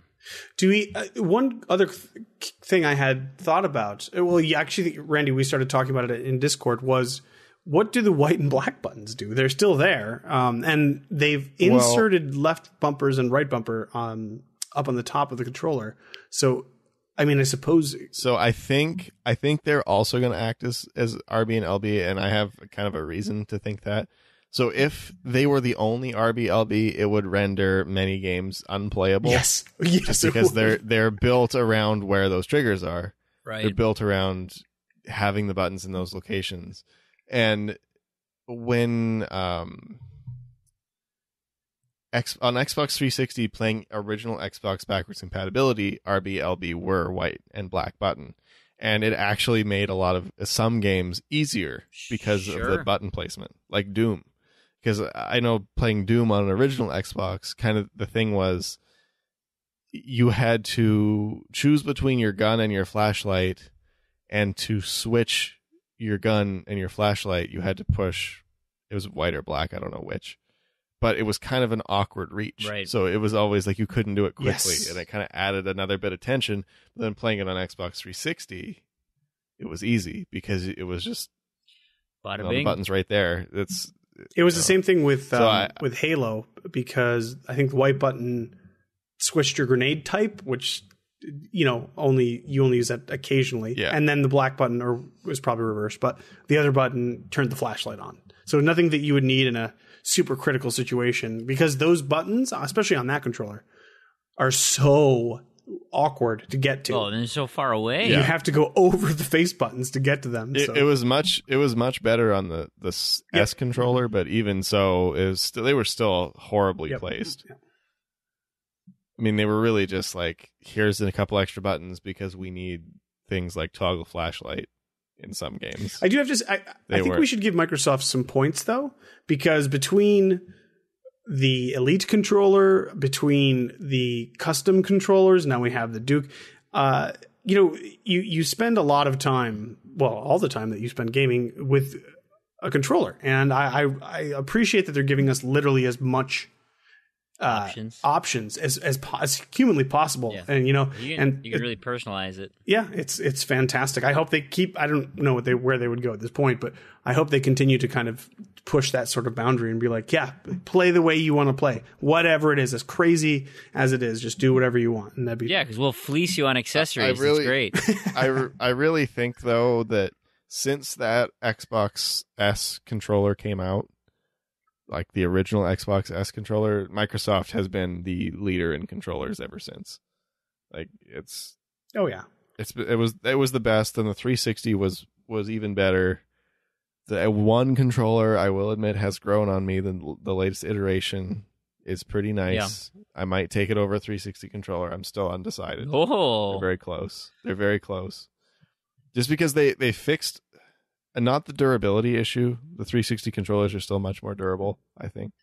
But everything else, like the buttons all feel good now. The bumpers don't feel like pushing, I don't know, sandpaper. Yeah. Sandpaper again. I don't know. I will say I wore something hard to push. I wore my thumbstick nubs down to nothing. Like that's I had very little grip on my 360 controller left. Yeah, I'm actually, as we're recording, I'm looking at a new 360 controller because I've needed to replace mine for about a year and a half, and it's so worn. Like I think I'm going to be getting down to the plastic. Oh, jeez. Like on the thumbstick, because it's been so. I've had that controller. I think I must have bought it in 2012, and I keep putting it off. Like, oh no, I'll just buy it later. It's like, man, like the thing is falling apart. Yeah. I need a new one. And I mean, I have new ones, but none with the transforming D-pad. Oh, yeah. And I'll take the beat up one with the transforming D-pad over a brand new one without it. So I got my shiny silver chrome 360 controller, and I'm looking at gold chrome right now. That's the cheapest one I can find that's new with a transforming D-pad. I bought the red one because for my Badgers. Like I was like, oh, this would be great because I like the red ones and stuff. And it's like, yeah, but my silver still work. I'm gonna save that red one until my silver one breaks, and so I of course I've got just tons of controllers sitting around, and it's like, well, yeah, but the white one as a backup controller is easy, and then oh wait, I need 4 players to idle in this game. Okay, well let's just get all the and so none of them ever get used except my silver one all the time anyway.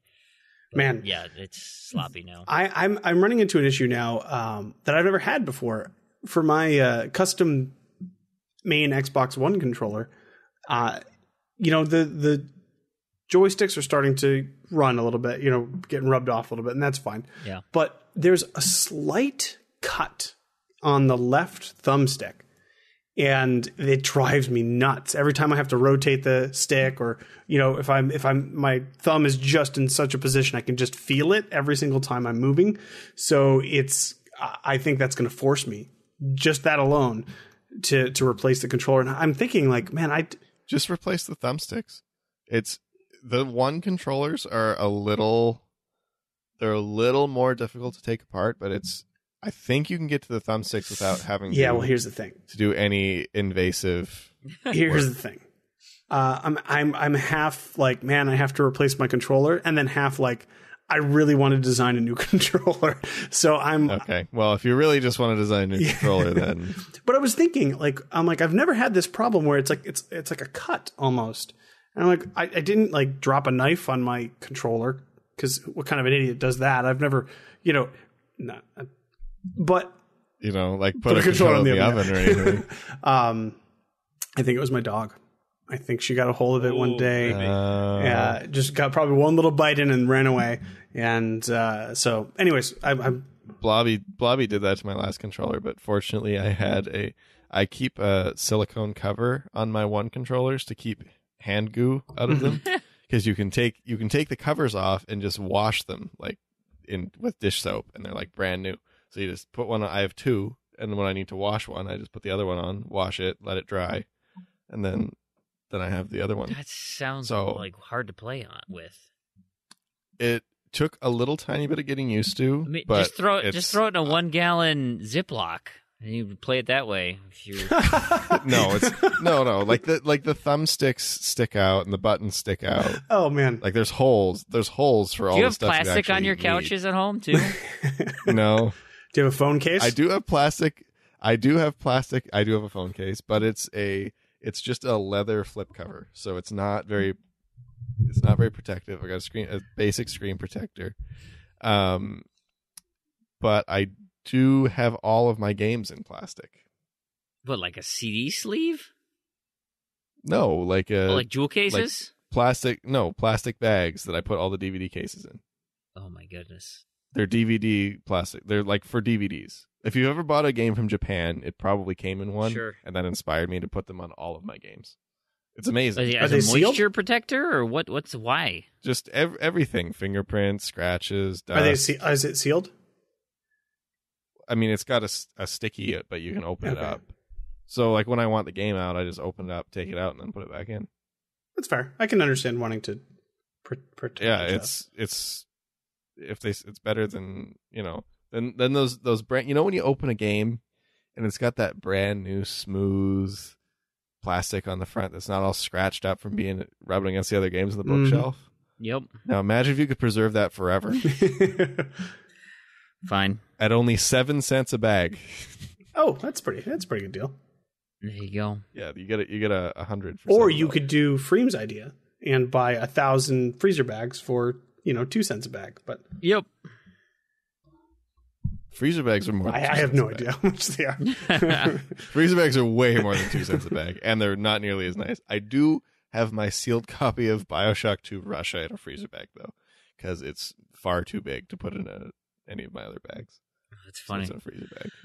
That's funny. I do also bag my sealed games. Okay, that seems like overkill. No. Wait. If I was gonna bag anything, it would be my sealed games. Sealed with shrink wrap on them? Factory, when you buy it on day one from the store, that seal, I put that in a bag. Okay. But you do know that it's already in a bag, perfect. Right? Okay. Yes. It's wrapped in a bag. You got to keep you got to keep that bag that it's wrapped in another bag, so you keep the first bag in pristine condition. Wonderful. Hey guys, there was a new Xbox update that came out with the new year here. So Alpha Ring people got this. There's a few kind of cool things on here. One is, and for all you monsters that leave your Xbox in light theme, why don't you switch to dark theme? You gotta be kidding me. But if you are on light theme, they're gonna give you the option to be able to switch that based on the time of day. So you're like, oh, it's it's daytime. I'm gonna do dark theme, and then when it gets dark in my house, I'll go switch to light theme because I want to burn out my eyes. I don't need to see. I think people do the opposite. Yeah, I was going to say, normally, wouldn't it be the other way around?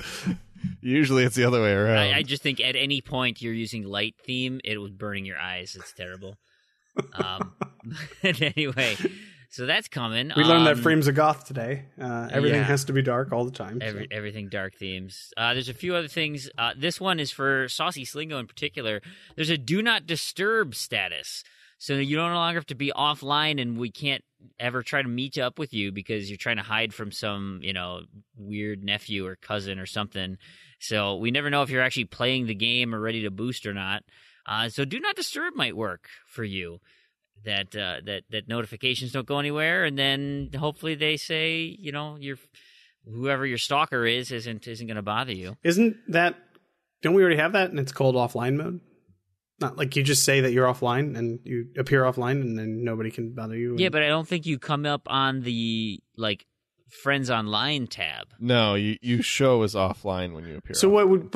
So with Do Not Disturb, you would show as online, but Do Not Disturb. Right. So you're like, I'm playing a game, don't bug me. Functionally, they would be no different. But I am here. But I am here, but don't disturb me. So what? But don't bug me. Well, you'd still get messages, but it wouldn't notify you. You would still get them if you appear offline. You still get them offline, too. Yeah, if you're appearing offline and somebody invites you to a game, you still get that invite. You still get all the messages. You still get the notifications. They just don't see you as online. I don't see what the actual difference would be. Why would you send it if they're offline? Because why would you send it if they are Do Not Disturb? Well, in either case, he could check his menu. He's online playing his Xbox, so when he's done with whatever he's doing, he can check his menu. But if he's offline, he could be on vacation. He could be yeah, but he could check his menu too. No, but he's not on the Xbox. He's offline. That's what it's saying. Right. At least when he's but Do Not Disturb, you could say Do Not there. Disturb and be on vacation also. But I mean, I guess.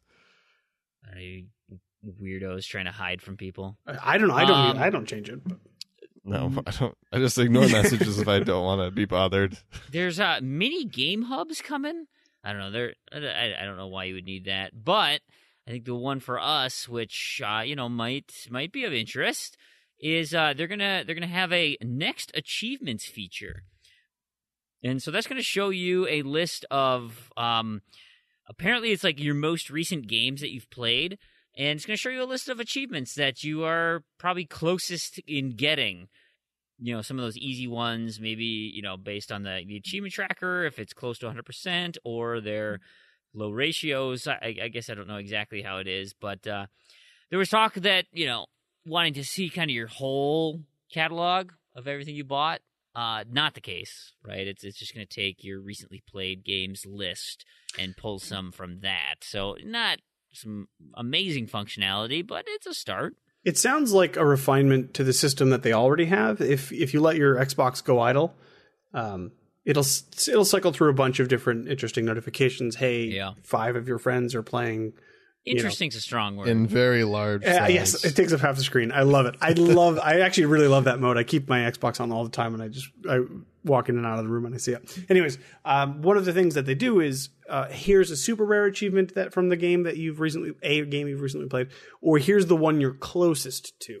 So it sounds like they're just kind of extracting that out of there and putting it somewhere else for you to see. So that's kind of cool. It's kind of a little motivation for maybe more casual people to be like, or even you, maybe you forgot or didn't realize that you were so close to killing all those, plants versus zombies. So, there you go. Yeah, hopefully it takes I would go more toward the casual person of saying, oh, I'm that close to an achievement? Yeah, I could go for that achievement. Boy, getting achievements is kind of fun. I should do that more often. And then all of a sudden, give me some achievements, baby. Oh, I need them. I got the itch. And we get a bunch of more achievement crack addicts in our hobby. That is kind of how it goes, though. Bingo, exactly. So that'll be fun. TrueAchievements.com. True Achievements has come out with their 2017 leaderboards. So they have leaderboards for everything, but they've locked down their 2017. So all the data contained in 2017, and you can click and filter and do all sorts of crazy stuff. And they also sent emails out to everybody saying, hey, of all the leaderboard things, here are some fun ones that are, specific to you. Like, you are in the top 500 of Kinect-based games on the Xbox One, or, whatever. They just have a list of your top 10 and maybe another 10 of notables. You guys got those emails? Oh, yeah. Anything stand out to you? Anything that you're pretty proud did, about? And you know what it told me? No. Is you played 3 versions of Agents of Fun last year. Not Agents of Fun. Really? Saints Row Fun. So all of my top things were in open world third-person shooters. That's awesome. Every single one, I think. Because it was 3 versions of Saints Row 4. I didn't get that. Plus GAT, plus two GATs, which would be the same. I mean, I assume that's what it was from. I guess GTA. I also play GTA, but like, I'm just thinking of of third-person shooters I played last year. Or did it tell you what? Because it says open world plus third-person shooter plus action adventure, right? Let me see. Let me bring this up just to clarify. But it definitely was, what it was saying is you played 1 million copies of. Oh, so it Saints didn't Row. Actually say that you played a bunch of. Okay, I thought you were saying it actually told you. No. Okay, so here we go. Second in the open world plus third-person shooter plus action adventure Gamerscore leaderboard for the You USA, were second, which is second. Wow. I'm in top 50, but I wasn't second. That's impressive. Yeah, the top. Let's see. It actually shows me what games that it was in. Or never mind. No, it doesn't. So yeah, that would have been GTA 5, both versions of GTA 5, Saints Row 2 German, which I don't think I popped anything in, or very little. Then the Saints Rows, the Gat Out of Hells. Yeah, that's it. It's really it's GTA 5 and Saints Row 4 and Gat that made up all of that to put me in second.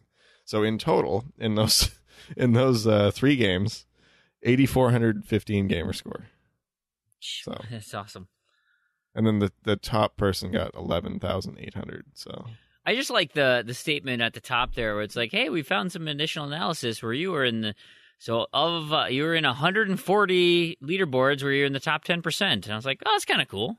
Like, I know I'm not a hugely prolific gamer. Like, I don't have a lot of time to really devote. I know a lot of people who listen to the show can put a lot more in, but like 140 leaderboards where I'm in the top 10. Now, granted, those are like crazy iterations on genres and whatnot, like the role-playing plus dungeon crawler Gamerscore leaderboard. But I'm pretty much in the top 5,000 of just a lot of things. Gamerscore is one of those. That's kind of fun. What does it say for you guys? I assume you got some, hey, this many in the top 5%, or I know there's some prolific gamers. Let's see. Are you part of that group? I had top 10 in overall in Saints Row, the open world third-person shooter action adventure. Top 20 in third-person shooter plus action adventure. Top 50 open world third-person shooter plus action adventure completed games. That was pretty high. And then I got a few top 50s in basically the same thing. Pretty much they all involved open world shooter and action adventure. All mine all were 10 of my most impressive finishes. ID at Xbox. Where my top finishes were ID at Xbox, Gamerscore, and True Achievements score. My top performance, I guess, would be top 20 in point and click completed games in the USA. The only other thing I wanted to mention, this is really honestly my proudest completion possibly in my life, but maybe that's a little too far.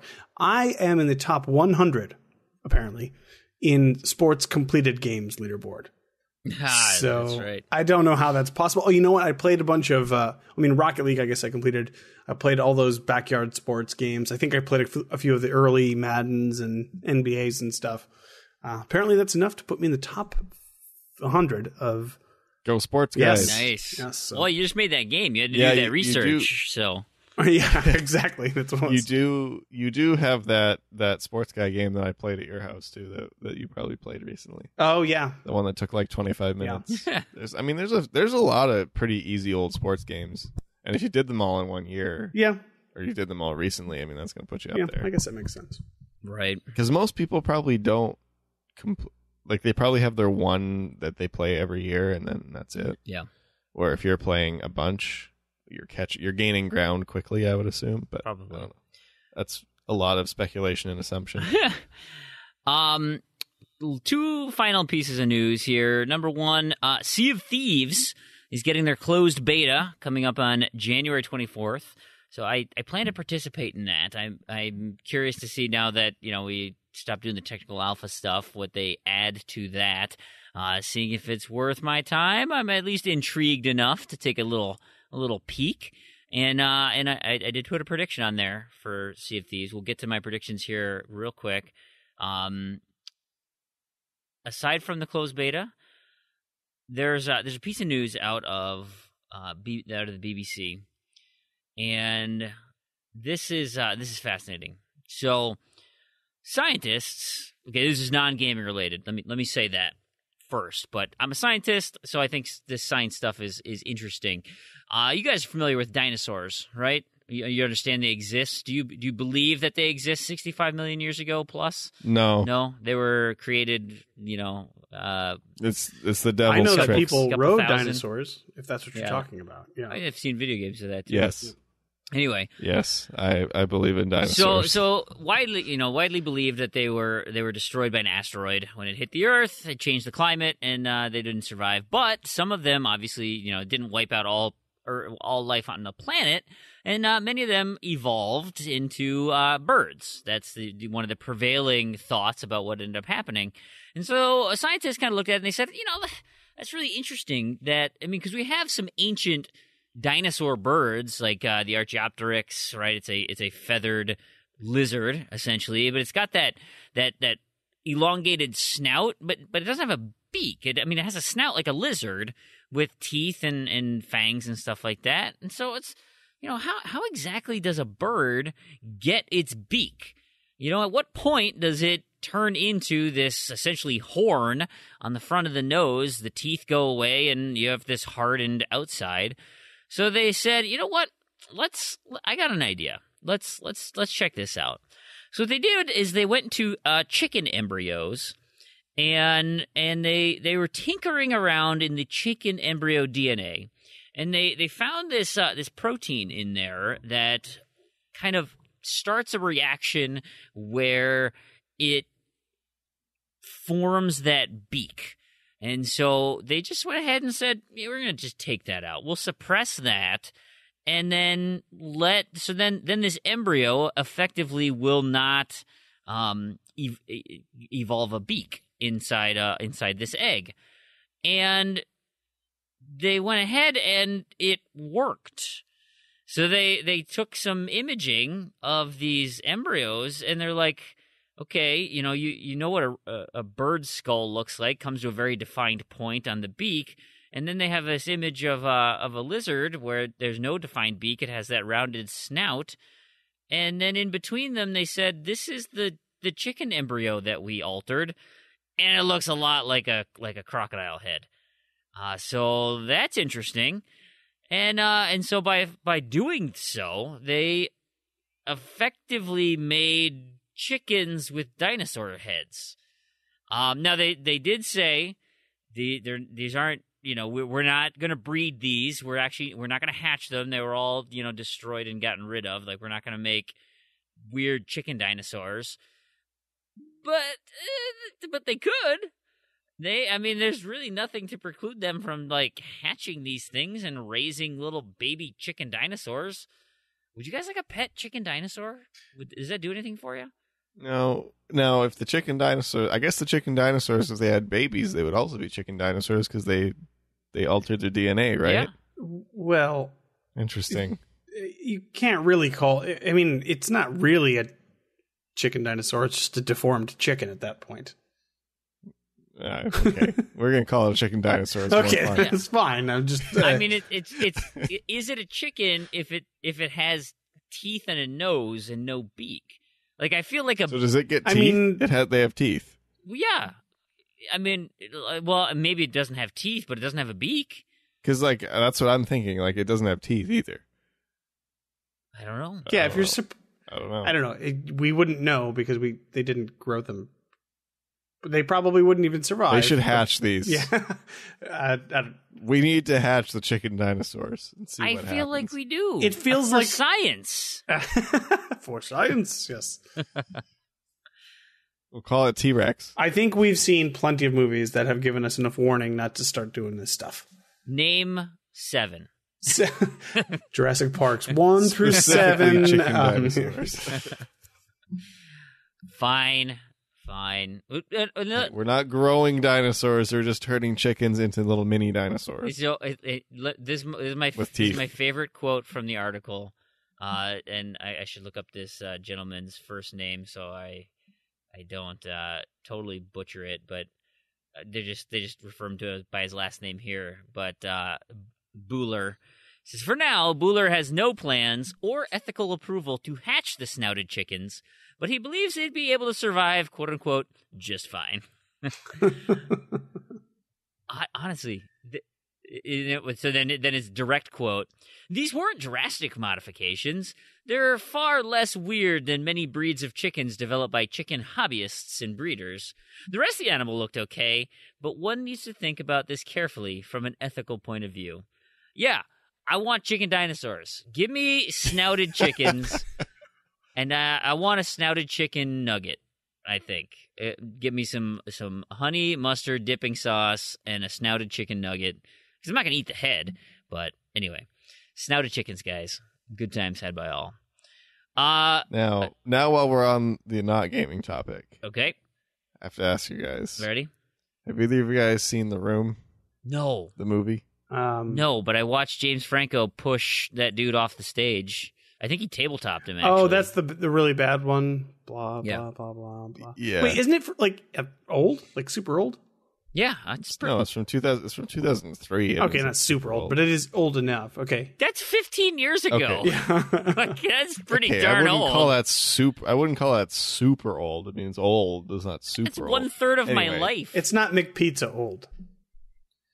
No, it's Yeah, nearly one half true. of my life. Now, so anyway, I'll explain to you then how The Room movie screenings work and why I was very disappointed this week when I went to one.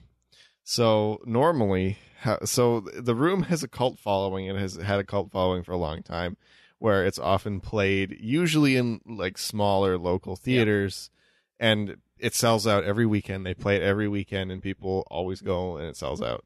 And so as the movie goes on, there are things that the audience does at certain points in the movie, like yell at the screen, yell, close the door, throw spoons at the screen. Like people bring plastic spoons and throw them at certain points in the movie, and it's hilarious. It's a blast. Yeah. It's an absolute blast. Not something you want to go on your first viewing. Like you need to have watched the movie at home first Sure. before you go see it in a theater. So this Wednesday was the first time the movie has ever had a wide theatrical release. Uh-oh. This is one screening at 8 p.m. on Wednesday across the country. Not every theater, not every city, but a lot of theaters had it. And, well, the theaters didn't know what they were getting into. They didn't know what they were in for. Yeah. So we go in, we get about halfway through the movie, and so obviously what happened is some like person that just wandered into the movie, didn't know what it was, had a spoon fall on them, and then complained to management, and management came in and had a fit. Sure. So they come in halfway through the movie, turn the lights on, turn the movie off. They're like, whatever you guys are doing, whatever this is that you're doing, you need to stop, or we're going to turn the movie off. And, you know, whatever you're throwing could rip through the screen. Yeah. It's like, it's a plastic spoon. Right. None of them even make it that Right. far. None of them make it to the screen. It's a plastic Now, spoon. your ninja Here, stars, sure, but... That's not the reason that you're doing this, so stop pretending it is, because we all know you're lying. So then they attempt to turn the movie back on. Notice I use the word attempt. The theater was not able to turn the movie back on. Oh, no. Which doesn't seem like it should be that hard. It's Really? digital, right? I mean, did they still use reels, or was it just? I don't. I assume it's just playing off a Blu-ray. I would imagine too. That's my guess, because I don't think there's film. Well, how you assume? I don't think they sent. I know some people who are really into this sort of stuff, and it's very technical what they do. It's not as easy as pressing play on a machine. Is all I'm trying to say. All you got to do is put the component cables in the right spot. This is the person that works at the theater, though. This is the person that works at the theater and operates the projector. I feel like you should be able to resume a movie. Yeah. So anyway, they started it from the beginning. Oh. Everybody got up and walked out and got a refund. Jeez. It was a real bummer. I was really upset because it sucks here, and finally something fun happened. And they ruined it. And they ruined it, but I did get my money back. So there's a picture on my Twitter of the refund line if anybody wants to have a look. That's funny. That's great. I think it's time. We got some feedback from the community. I had to ask, hey, you guys, we're on, and Proulx, you and Randy and Cool Kid Joe and made your predictions for 2018, and said Fream's got to do his next week. I thought, well, I don't want to have all the fun. And now that everybody's listened to the show, let's open it up to them. We've had some fun predictions. Let's see what the community has to say. And so I got a Twitter response from Rusty Old Tunes, and he says, Bethesda Game Studios drops a new IP at E3. It will release in the fall and be the best game ever. And written by unapologetic Bethesda fanboy. What do you guys think? Do you think Bethesda's got a new IP up their shoulder? Up their shoulder. That's not even a phrase. Up their sleeve. That sounds painful. Yeah, up their sleeve. I hope. mean, last year they did, because they had Bethesda World as their. Here's a question: do you think they're actually going to have their own press conference again? I mean, they kind of blew it out last year with Wolfenstein 2, Dishonored thing, the Quake Legends Champions, all. I mean, they had enough content to do their own show, and the year before they did. I think they still will, because I have a strong sense that they will be announcing Elder Scrolls 6. Let's hope. I'm much less interested in new IPs and much more interested in either Elder Scrolls 6, which I put that more on the unlikely for this year to be announced end of the spectrum, and more of give me either Morrowind and or Oblivion remastered. Please, please, please put achievements on them. I would love to replay those games, especially Morrowind, but that's less likely than Oblivion. Please. I'm less interested in a new IP. Give me some more Elder Scrolls. How are you less interested in new stuff? Why do you want to revisit the old stuff? What's wrong with you? Because generally the new I don't want to sound... This is going to be the most Randy thing I've ever said on this podcast. Generally the new stuff is not as good as the old stuff. I don't think that's the case, but... This is fantastic. You are playing right into... I mean, did you read these comments before? Because, literally Skeptical Mario has said this. Oh, no, I didn't see the comments. He gave me a list of 9 predictions, but I got to get to this one because you just mentioned it. Number 7, the events of 2018 will make Proulx more rainy than Randy because he will be even more disappointed. Yeah, it's definitely possible. He freaking nailed it. It is definitely possible. There are certain... I know. I haven't been that rainy lately. Like the last few weeks. I don't know why. And then to add to your comment of wanting the Morrowind and Oblivion, the Spinal Clerk says 2018 will be the rebirth of the remaster. I predict, and these are his... I mean, we've already got a ton of remasters coming out. Assassin's Creed Rogue. I mean, was it ever not Dark Souls in full force? I felt like it took pretty an 8-month break. I felt like there was an 8-month break where it was okay, yeah. But I mean, it's not like a rebirth. It's just it's the same thing. But do you see all the stuff that's coming out now? Like Assassin's Creed Rogue, Dark Souls. I mean, it's all really... Yeah, but is that more than usual? Those are just slightly bigger names. I think the reason... It's still... they never stop. I think the reason we're getting so many more is now all of these guys are hey, you know what? We could just take our 360 games and we can port them over to the Switch, And since the Switch is kind of a garbage system, like we can just doll them up a little bit, make some prettier assets, but it can still run like garbage. So it'll be great. And those people on the Switch, they don't know any better because they have inferior hardware anyway. So I am so perplexed by this Assassin's Creed thing. Like, I didn't realize that, like, Rogue. It's Rogue, right? That's the one that's Rogue. Yeah. Yeah, it only came out on the 360. I'm like, they're announcing it like this is like there's this big fanfare and there's this massive sort of, and maybe there is, but I'm not aware of. Well, it was much more popular than the one that it came out at the same time. Yeah, because Unity was a huge dumpster fire. Yeah, it was Unity and Rogue. That was the year where they tried to do 2 in a year and they blew it. And Rogue was good. It was like a proper sequel to Assassin's Creed 4, and then Unity was just you fall right. But what ground. I'm saying is like proper sequel in the sense that it took all the cool things from 4, but it was a completely different side of the story because you played as a Templar. You were the bad guy. I guess maybe is this just Ubisoft just going down the line? But if you say this came out after 4, we didn't get a re-release of 4, but of course 4 was on the 1. I get One. That. Yeah. I don't know. I think the point is some people missed out on Rogue. That's exactly it. And it's remembered fondly. That's because it wasn't the mess that Unity was. I think that's the bigger thing is that because it came out only as a last gen release, that this is actually kind of a new game for a lot of people, that nobody experiences, because most people, not in our position, traded in their 360 to get the 1, and then they lost the opportunity, or they just didn't plug in both like we do, and so they didn't even bother. That would be I'm with Randy on that. That's my understanding about why it's popular. And then Dark Souls is because of the Switch. They're putting it on the Switch, and they're like, well, I mean, let's not have the Switch have all the fun. If there's money to be had, right? We're Capcom. Isn't that no, From Software? Yeah, we're From Software. We could use some extra money. So it can help support Bloodborne 2. Yeah, between Bloodborne and Blood Bowl, I'm just tripping over my tongue here. Too much blood. Too much blood. That's right. But yeah. On that topic, though, I will be playing the new Dark Souls again for round 3 on achievements. So nice.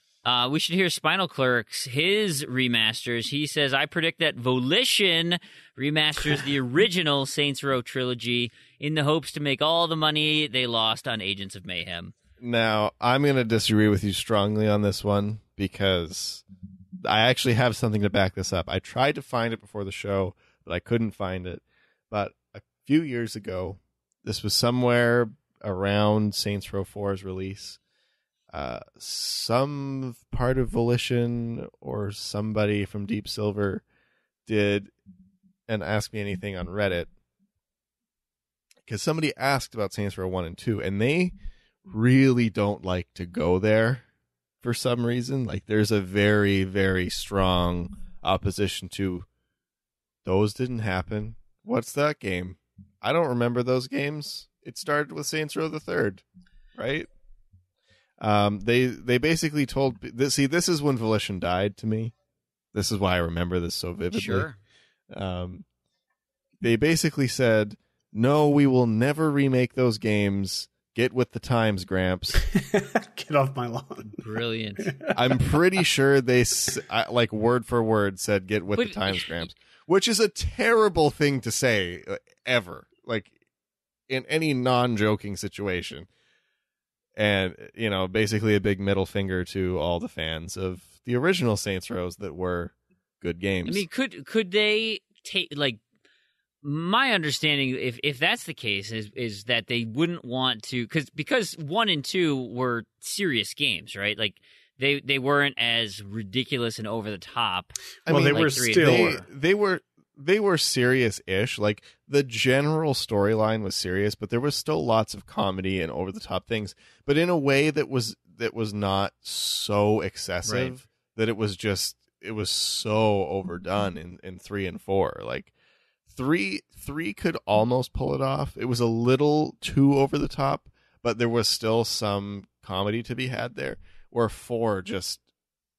just took it to this level where it's like why did you even bother putting any story in? Because I started both of those to get those online achievements taken care of because I kind of dived them, and Yeah. I'm like, oh man, I don't. This is too much. Like that opening scene in Saints Row 4. Saints Row 4. It's just like, yeah, are ridiculous. you kidding me? Like this. And the whole game is like yeah. that. It doesn't get any better. It probably gets worse, actually. Saints Row 3 is, I mean, it's not great, but like there are some, I would say there are definitely some pretty funny moments in Saints Row 3 because it's a little more clever. It's a little less rushed. I was going to say the differences to me was like, as best as you can define it, like it's satire versus parody. Like the first two Saints Rows were more, they were a little more subtle. It was a little, like Randy said, it was a little more serious, but it was also, it kind of took itself a little more seriously. Whereas the later two, 3 and then especially 4, were just, I mean, it didn't take anything seriously. It didn't take itself seriously. It was just trying to mock other things. There was no substance on the bones of those games. So it's 1 and 2 had something to say. 3 and 4 were just making fun of everything else.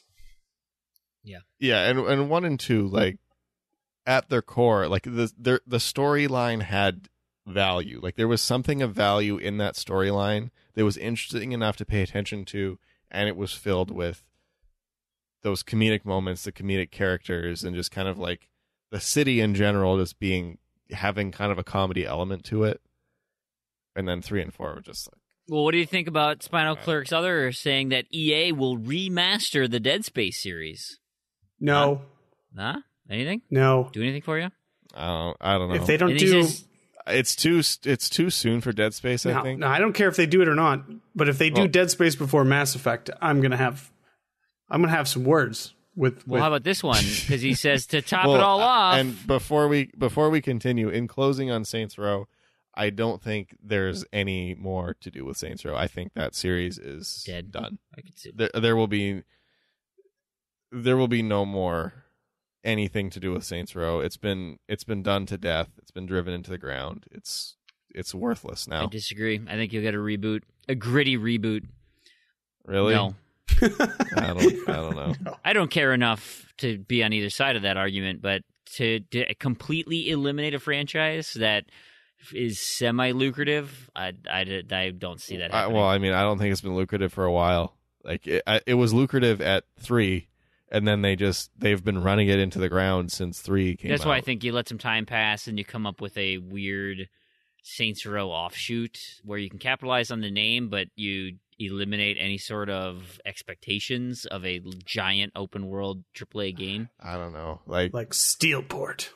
I'm just wondering if the name even has any value at this point.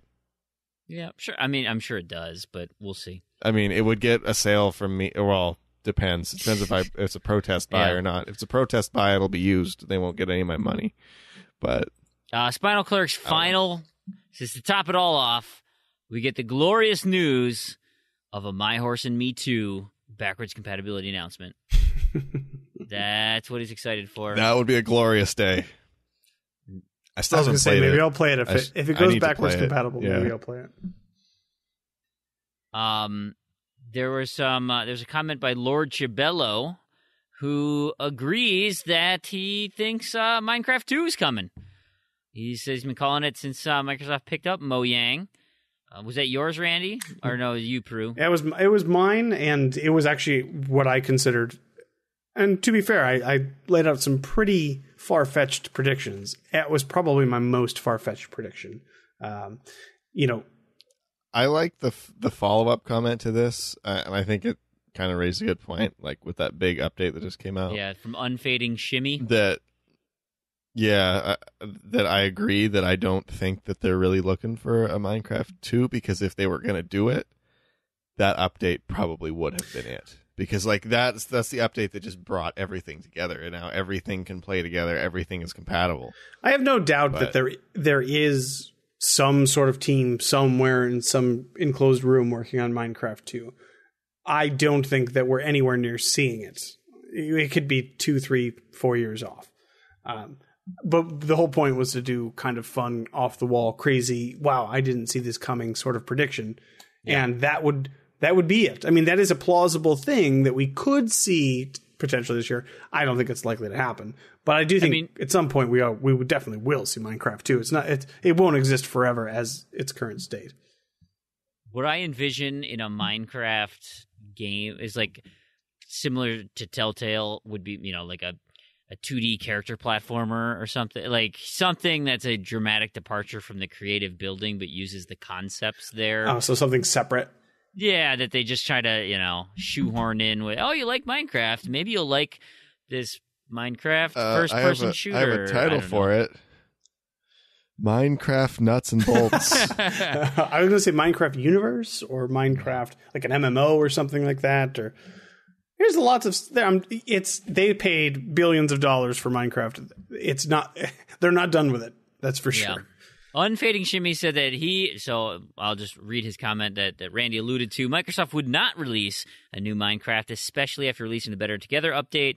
He also adds that EA would get too much hate for trying to remaster Dead Space, especially after closing Visceral. I added that Visceral part, but and then 3, he says, Crackdown 3 is totally a 2018 title. Expect a spring release. That's his take. NBA Kirkland, maybe he also agrees. He's betting that these games are coming out this year. Below, he believes Below is coming out in 2018, and Crackdown 3 is coming out, but no Halo 6, and Anthem gets delayed. Is on his mind, and want to go back to Skeptical Mario's because he had a bunch. So we'll start with a few of these. Across the industry, the microtransactions and loot boxes are going to get more and more egregious until there's a breaking point this fall, which leads into some type of anti-gambling legislation or some type of a scandal. Things just reach ahead, and the microtransaction loot box system collapses, causing huge issues, and that the egregious nature that we've seen over these past year probably the most prominent, stabilizes in 2019, and that everything kind of normalizes. I like this prediction. It's just wild enough to be kind of crazy, but it's also, given the current climate, not wild enough to say, yeah, this might actually happen. I mean, we kind of already hit at least a minor version of this. Maybe a yeah, I think we kind of hit the first bump. I mean, not enough for anything to actually happen. I think it's too early to say. That's what I'm saying. Like, with Battlefront 2, obviously there was. Yeah, but it's blown over. Well, we don't know that. We don't know what the repercussions from other developers are going to be. Until the next game comes. Yeah. That's what I mean. Like, until the next game comes. But I think that's a realistic timeline, because I think it's going to take a couple more Battlefront 2s for something to actually change. Yeah, like a Call Battlefront of Duty 2 was or Battlefield was just the first of many outrages that I think we're going to see before something actually happens. We got a Battlefield coming out this upcoming fall, right? And there's already talk. I mean, I heard some grumblings on different shows that they feel that Battlefield 4 left money on the table, that they didn't monetize their systems well enough, and they left money on the table. So, can I make a prediction for what game it will be then? If this is going to be in the future, I'm going to say Bungie already had a lot of goodwill going into Destiny. I think that Anthem will be the game that pushes it over the edge. I was actually just because EA is because of the company that EA is, and because at this point BioWare doesn't have the same sort of goodwill that they once had, or the same goodwill that Bungie had. If there's a game that has super high expectations that comes out just like Battlefront 2 did, and didn't learn the lessons from Battlefront 2, I would predict it would be Anthem that came out. And we know this is going to be a microtransaction machine. Oh, absolutely. Just the way it looks. No doubt. No question. Even Red Dead 2.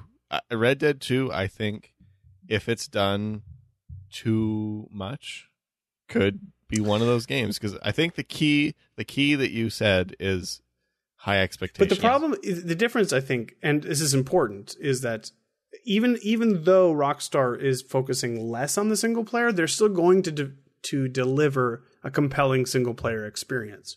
Whereas in something like Anthem, probably. I mean, it's a pretty safe bet to say that the single player in Red Dead 2 is going to be good. I agree. I mean, it may not be groundbreaking or amazing, but it's at least going to be competent and it's at least going to be fun. But in something like Anthem, where you don't have anything to fall back on, and if everything is based on this sort of microtransaction model, and it's too much for people to take, I think it's the most likely candidate to deliver that sort of killing blow to this sort of stuff. I mean, I think I agree. I mean, it could be Red Dead 2. Because Skeptical agrees with you, Randy. He says that Red Dead 2 is going to be a huge seller for Rockstar despite its online mode having horse cards. He says he basically agrees with you. I do think that Red Dead 2 is probably the least likely candidate for this outrage, but depending on what the climate is when it actually releases, I think it could be, depending on how outrageous the microtransactions are, could be, another trigger. He wrote a shorthand for Red Dead 2 that I've never seen before is R2D2. Because let's see, I don't know if that exactly works out, but I like it. I think it's RDR2, right? Red Dead Redemption 2. Yeah. So maybe it's just I don't know, whatever. A couple other things he has here. A Fable reboot, not Fable 4, will be announced for 2019 release, and it'll be less colorful than the original game. Yep. I like that one. Gritty reboot of Fable. I agree. I believe that. I totally believe that.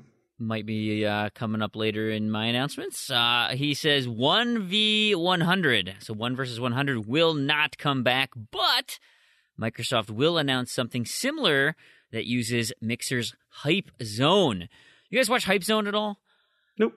It's super fun. Nope. It's super fun. Gets to the meat of all the PUBG matches that are getting toward the end of it, but it's currently a system that goes and finds something that it can pull your stream. So if you're just watching the Hype Zone channel, it'll hop from stream to stream, showing you the most exciting thing that's going on.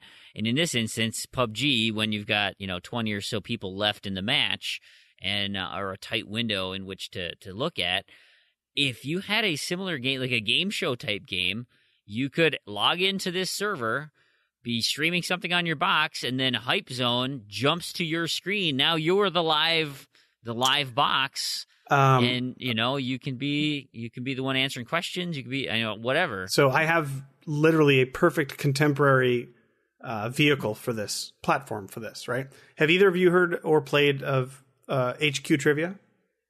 No. Wow. Wait. Is that the little? Yeah. I think so. So it's an app it's really gaining popularity. That has it's basically 12 trivia questions. You have 10 seconds to answer the questions, and if you make it to the end, you actually win real money. So, and it's actually really gaining popularity right now. And I think it's twice a day, and it's live. So you hop in the game, and you can actually see how many people get the right answer and how many people get the wrong answer by the end of the 12 questions. You start with, I think when we played tonight, it was 800,000, and then by the end, only 150 happened to win. It's interesting. It's super popular, and it's really simple, but it's exactly the kind of platform that this would work for. It's for sure. It's exactly what 1 versus 100 was, 10 years ago or whatever. That would be perfect, and it would be. I think you could kind of build a platform around that on the Xbox. Like, hey, you're playing at 5:55. The game starts at 6:00. You get a notification that says, "Do you want to switch over to the game for the 10 minutes?" And then you can just switch right back. Yeah. That sort of thing, I think, would be awesome, and really the same way that 1 versus 100 was a really cool, novel concept. You could do something like that. You could use that property, or you could do it with something entirely new. I mean, and if you had your Kinect hooked up, you could show your wiener too when you're on stream. Yes, you could. You could. Kinect. There's always a way to do that. Kinect? Fream, That's I believe. not going to happen. Always a way. I think that's exclusive to Uno. Oh, yeah, okay. Sorry, yeah, need the Vision Cam or whatever. Yep. Skeptical Mario says, pretty soon though, we may be able to use the Vision Cam with the Xbox One when we get webcam support. Wouldn't that be wonderful? Come full circle. Skeptical says PUBG will get its official release, but still lag way behind the PC version in terms of features, and its achievement list will be boring. Sounds about I liked right. Joe's prediction better for this one last week. I really liked his idea that there was 100 achievements for each position. I think it's such a novel idea. I really enjoyed that. That's kind of funny. That makes me think of how the GRAW achievements were originally planned, where there was like, get to top 10,000 leaderboards, get to top 5,000 leaderboards, get to, where it was like, it's supposed, when they had planned it to have 400 achievements or whatever it was. And then when Microsoft says, no, you can only have 50, you just got to cut them all. But yeah, I think that would be cool. I could see, kind of neat. You'd see what rank you were at, how many times you've finished it. Maybe I could see a spot for that. I think it would be stupid, but I think it would be kind of cool.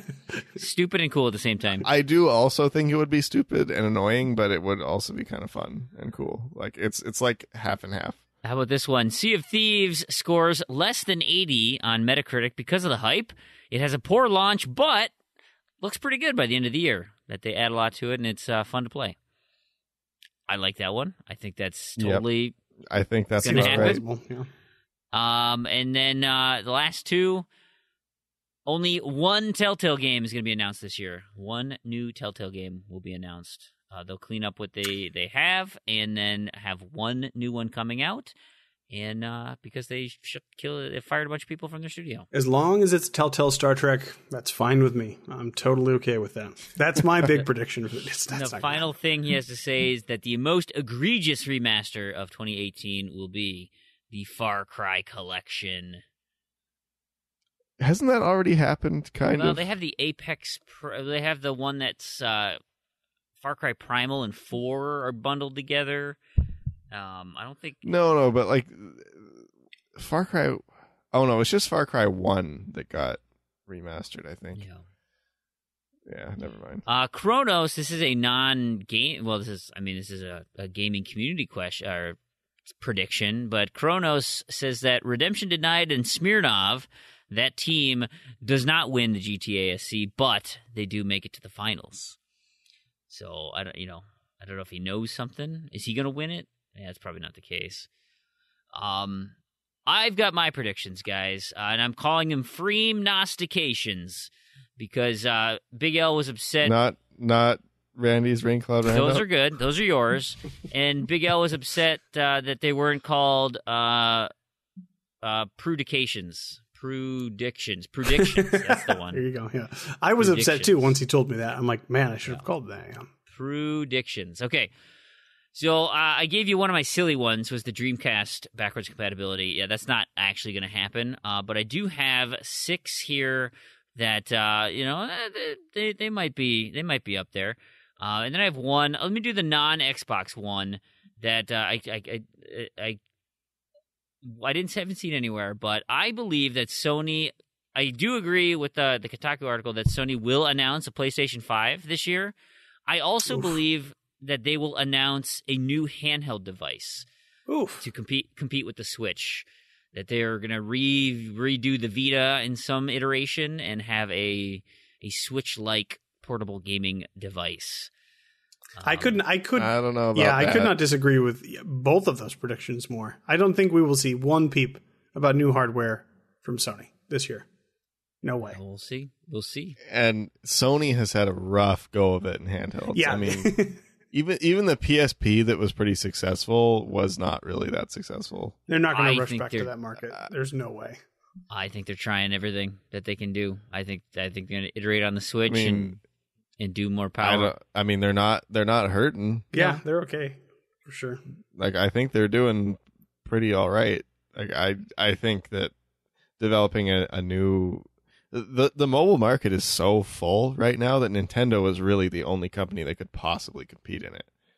Because of mobile. Well, and it's hybrid mobile too. It isn't just strictly mobile. So if like you're saying here, Fream, they're going to come out with something that is exclusively mobile, unless it was like a blatant Switch ripoff where, you could dock it and all that sort of stuff. They're going to come up against way too much competition to even. Yeah, I just don't see them running back into that market after the PSP Vita, which is the second one. Vita, Vita. Vita, yeah, Vita was the one that just. I mean, it still has like a community, but I think it's been discontinued for a couple of years. Yeah, no, they couldn't get support. But it came out and people didn't even know it existed because it had nothing. It had no games. It was a great piece of hardware, but there's just nothing for it. It was the same thing with the PSP. Like, I remember when the PSP came out, I was like, oh, that's super cool and it looks awesome. So I bought one. I bought a game at launch and I didn't touch it for 2 years. But because there were no games. I think the angle they would pull is similar to what the Switch is doing, where it would not be as juicy of a piece of hardware as the PS4 or the PlayStation 5, which will be announced. But it will open up a virtual store where they could redo all of their old games. Everything. But that's what the Vita did. I'm pretty sure the Vita played PS1 games, and but it couldn't play PS2. It couldn't. Games. Yeah, it couldn't tap into their Sony it was View system. But it was the same thing. It was, it came out, I guess, at the PS3 era, and it was like the Switch is to the Xbox One now. Like, it was a very powerful handheld console for a handheld console. Yep. But that didn't matter because there was nothing for it. There was no... And Sony doesn't have the pull like Nintendo does in mobile, where, I mean, Nintendo is a dominator and when it comes to mobile consoles. And they have been forever. That's what they do best. Yep. Nope, I think it's going to be a little hybrid. I don't think they can... A hybrid system? We'll see. I don't know. Got all year to find out. Here are my Xbox-centric predictions, a little bit more up our alley. A couple of Playground Games ones. So number 1, Playground announces Forza Horizon 4, now featuring the Forza Royale mode, a battle racing game where the last place person each lap is dropped. And it will be a similar, like a Mario Kart kind of battle. Not cartoony, obviously, but it'll be an arcade racer. And then each round, somebody gets dropped, or you bring back the vehicular combat genre. I think there'll be a mode in Forza Horizon that will be a massive multiplayer. The vehicular combat battle royale could be very interesting. So I think Forza Horizon 4 does that this year. I also believe Playground will create an open world RPG based on Fable. It's not going to come out in 2018, but before E3 of 2019, and it's going to receive a Metacritic over 90. It's going to be widely popular. It'll be based on Fable, but not... it'll be a very different departure. So similar to what Mario was saying in terms of it being a kind of a gritty reboot type of idea, I think it's going to be based on the universe, but dramatically... like a Zelda-style Fable? Or like Rise of the Tomb Raider sort of reboot. Yeah, I don't think it's going to be a reboot. I think it's going to be... I think it's going to take some of the themes and just do its own thing. And create a new starting off point. But it's still going to be called... So Agents of Fable. Agents of Fable. That's what it's going to be. Agents of Fable. Yeah. Proulx, I think you had the wrong Valve game. I think it's going to be Left 4 Dead 3. I'd be okay with Valve that. Sequel, and not Portal 3. I think Left 4 Dead 3 comes out this year, or is announced this year. I believe that Xbox will introduce game completion badges for achievements. I'm feeling it. I think we're ripe for it. I think Mr. Blackmagic, now that he's working for Microsoft, is doing all that he can to sort out the achievement system.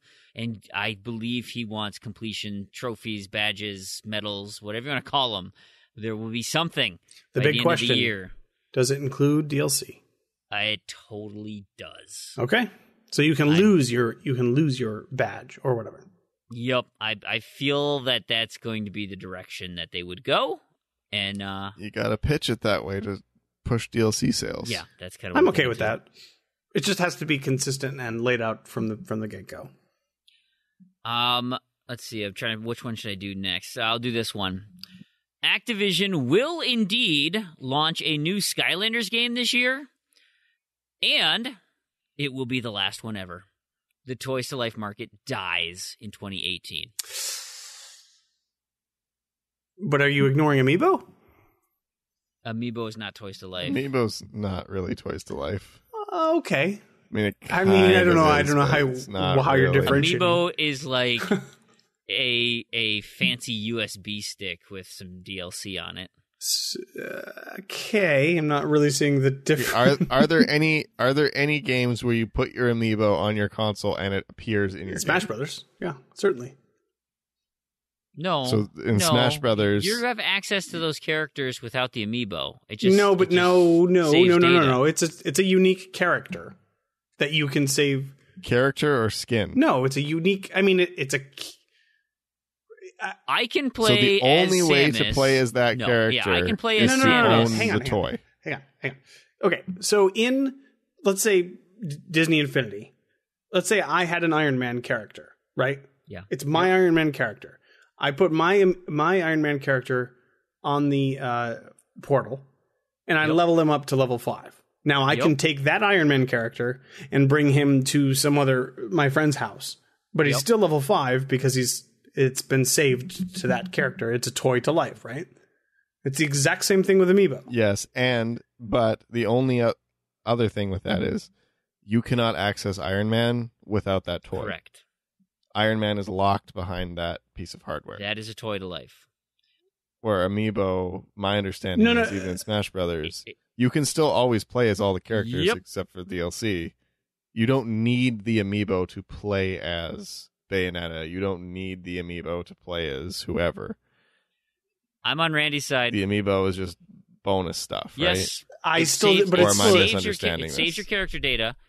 So it is effectively a toy to transfer life. of it's a transfer of your saved it's data. It's a memory card.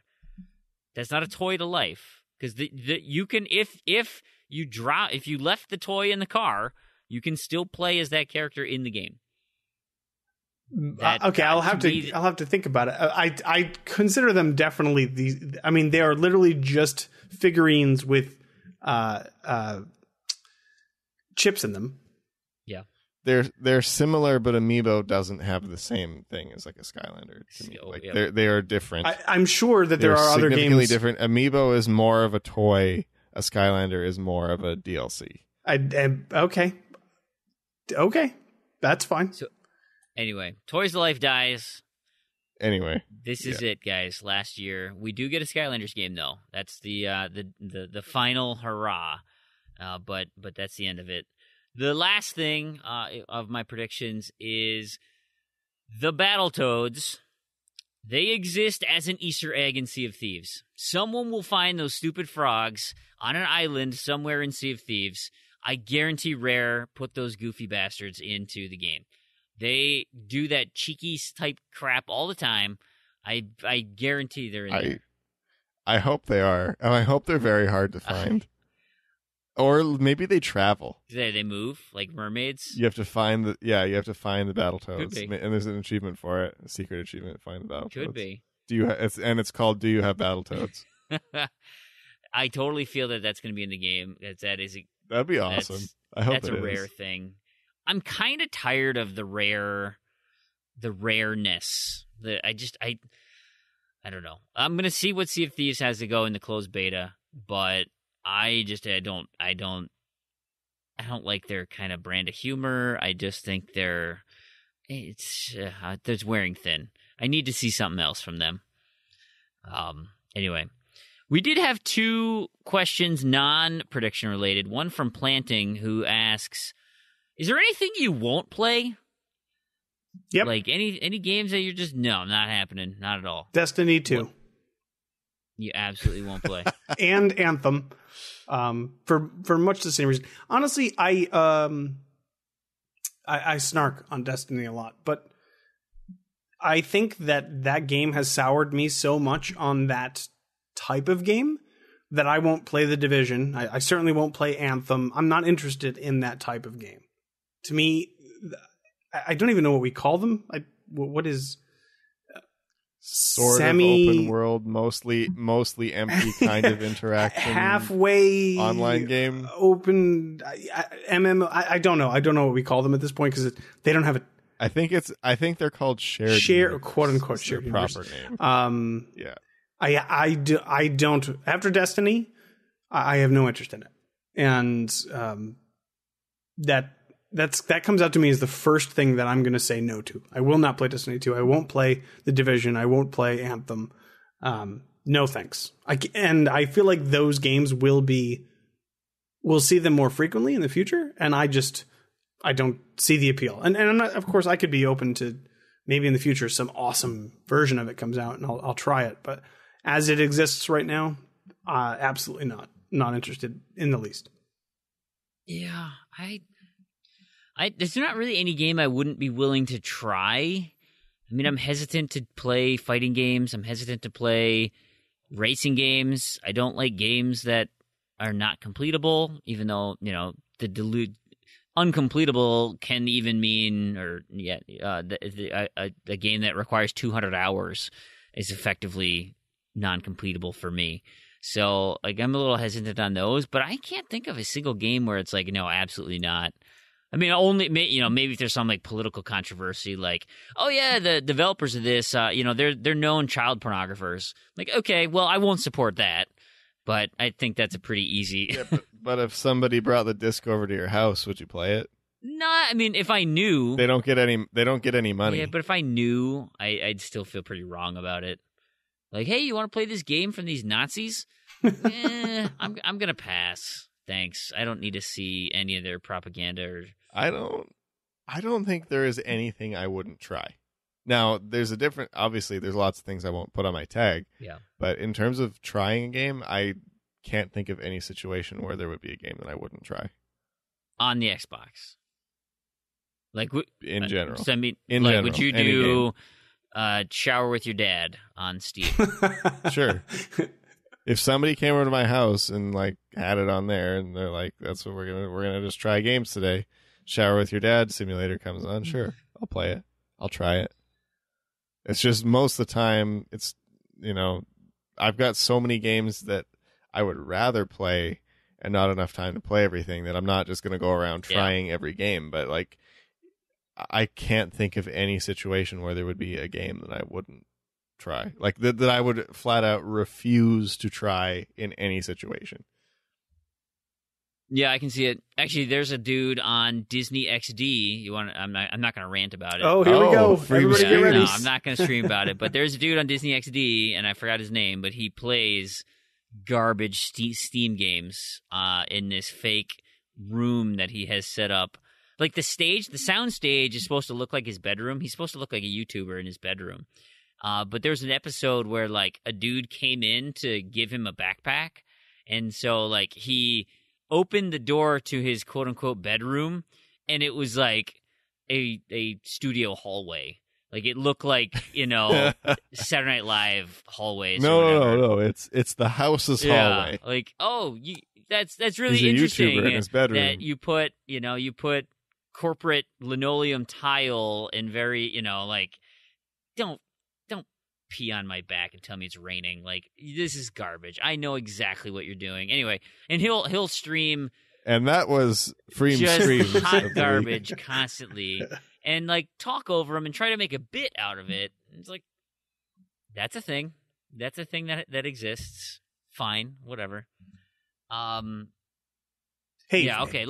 Can I just? I would love to stream bad games for a living. That'd be so much fun. Can not even yell about them. Just rain on them. Can I interrupt Yeah. and just say one thing? Just because this is stuck in my stuck in me now. I went to Wikipedia, and take it for with a grain of salt for what it's worth. Toys to Life. Just so you know, this is how Wikipedia defines Toys to Life: is a video game feature using physical figurines or action figures to interact within the game, which I think is a pretty is a pretty good definition for Toys to Life. And Amiibo, by the way, fits under that definition. So, Well, let's open it up to the community. Yeah. I agree. What is your definition of Toys to Life?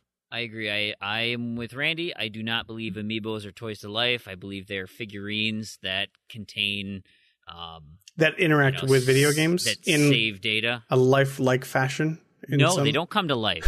They interact. they're They memory totally cards. interact with video games. I will give you that. Because my thing with Toys to Life is like you put it on the portal. The idea is like you take that toy and it is coming alive in the game you are playing. Like you put it on that portal, and then the idea is it's supposed to be right. So just because you appearing can, in front just of you, because that character coming can to come life. to life in some other fashion, doesn't mean that just like so. Say I have a Pikachu amiibo. My Pikachu amiibo comes to life when I put it on my Wii U or whatever. Just because I can also play as a different Pikachu doesn't mean the one that I have is no less valid, right? No, but you can do that without the character. That's the No, point. that's a different version of that character because the one that I have is custom. Kind of. It's the character that I've built. It literally has different stats than the stock Pikachu. I could play as the stock Pikachu, but the Pikachu on my amiibo has different stats, has things that I've done to it. But you could do the same thing. I by don't think that's saving. Saving the data from the game and transferring it to another Switch or a Wii or whatever, and using your gamer tag or whatever the hell they call it on Nintendo. you could effectively do the same thing without the your toy. 45-digit friend code. That's what they call it. I don't on even Nintendo. think that's necessary for Toys to Life. I think you would have to make the case that would be how it would work. I do think that the most broad definition is what Wikipedia has. Is just you have a physical feature or a physical character, and it somehow interacts with the video game. I think that is the broadest way of defining it, and I think that's the best way to do it. But I think if you think that No, just because no. all right. If I gave you a stick and a ball and you were just swung it around, you're like, I'm playing baseball. That's not baseball. Just because you have it's broadly close to the game of baseball doesn't mean you're playing baseball. So having a toy that kind of interacts with a video game... It doesn't kind of interact. It fundamentally interacts. There's literally nothing else to do with these amiibo figurines except interact with the video games. No, you can play with them. You Like, if they're can't a play... toy. I mean, you could... Okay, you can play with them as much as you can play with Skylanders. They are Right. They are static Toys. figurines that They don't... are toys. Right. And then you can bring them to life in the game. No. Yes. They don't come to life in the game. Okay. See, I'm not as stuck on one side as You were guys are. arguing on the other side earlier. I mean, will say that. I still am on Fream's side in general, but I mean, I'm not quite as He's not committed as adamant about as it. But you now guys, I'm getting you know. frustrated because you're so wrong. No, I'm not wrong. It is a figure that comes to life. This is a Pikachu that I put onto my game, and then now I have this Pikachu in the game. It's not a different Pikachu. It just has your saved data. I think connected maybe to we're it. stuck on Smash Brothers. Although I could make an argument for that, but there are plenty of games where you do bring this character into this game that does not Amiibo as in like a bunch of different games. You can bring Amiibo characters like Mario and Zelda into Animal Crossing, and it's a totally different thing than what you're actually normally going to have. If we just separate the Smash, is it the toy? Is it the figurine coming to life in the game? yeah. If you put the Link amiibo on the Skylanders, do you get to play as Link? No, you're gifted a Master Sword and a Hyrulean shield and some stupid-looking tunic. So you can look like him, but that is not the toy. The actual representation of the toy does not. So get you're put into the very game. narrowly defining how this has to work. It's super narrowly defining it. So in Skylanders, it's the toy. If I had a G.I. Joe and for somehow I could put him on, I could, like how they promised in Connect, I could scan my skateboard and it would be in the game. That would be a toy to life. I would scan my toy and it would be put into a video game. That is toys to life. So if we talk about like Lego Dimensions, right, where I can literally rebuild my character, but my character looks the same no matter what I do to him in real life. I can remove the base part of my Lego Dimensions character and literally just have the RFID disc and put it on the thing. So my toy is not actually my toy, which is an empty toy. It's a ghost toy, is not being represented in my game at all. So there actually is effectively no difference between Lego Dimensions. That is the best counterexample because you're right. It is not a direct representation because you can modify the Legos and the system can't discern if it's different. But you also cannot play the game without that RFID base. In fact, in Lego Dimensions, it's a gameplay feature that you can rebuild vehicles. You're like literally given blueprints to rebuild the vehicles that you're playing with. And guess what? Here's a little secret. Most people don't do that. They just say, "Hey, I rebuilt my vehicle and here it is." Oh yeah. No, I get that. So what you're trying to say is that I can play as Batmobile version 1 or Batmobile version 2 or 3. That's not the case. It's literally just the chip. So really the essential definition would be the interaction between some sort of physical chip and the video game itself. I think that is the defining factor of Toys to Life. But a memory card would fit that definition too. Yeah. Yep. A memory card doesn't have... Is my thumb drive that holds my hardcore Diablo character on it, is that a Toy to Life? No, because there's no toy. There's actually no toy. What if I have a save in a game where I play as a penguin? Have you played with a memory card? Like you... it's got that metal cover over it. It can actually be a fidget spinner. Okay, that's fair. That's fair. I have a USB stick that is a penguin. There you go. Now that's an interesting. Now you could have a. Now would that be a Toy to Life if I was playing a game where I was a penguin? That could be You could make a case for that. I think. No. I think we've gone too far. Anyway, let's open it up to the community. I want to hear it. What is your definition of Toys to Life? Yeah. Who's right? You wanted a debate? Proulx right. Matriarch, you wanted a debate? Here you go. It might not be why Dead Island sucks and Borderlands sucks and everything sucks, but it is what the hell is a Toys to Life? We have one final question from Philip Wendell. He says, if you could remove 3 games from your tag in which you've earned achievements, what would they be? And why would you do it? For him, it's Chromehounds, Midnight Club LA, and Infinite Undiscovery, where it's not Infinite Undiscovery, right?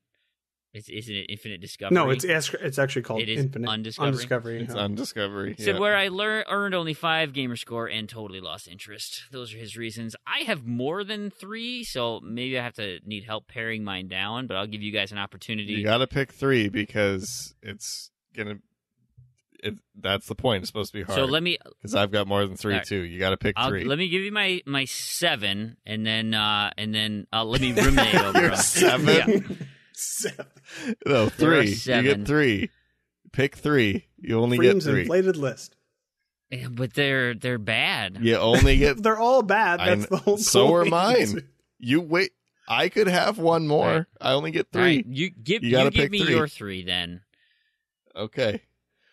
My 3. Number 1. Juice 2 Hot Import Nights PC. That sounds like great a porn. Game. Great game. Unfortunately, very buggy.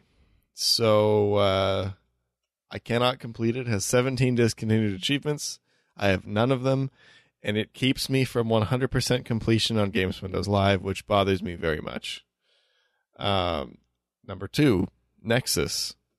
Also a great game. Unfortunately, the server's closed, so I can't complete it, leaving me with 6 achievements I can't get. Also, keeping me from 100% completion on XBLA. Number 3, Frontlines Fuel of War. Terrible game. 3 discontinued achievements, of which I have none. Keeping me from 100% completion on Xbox 360.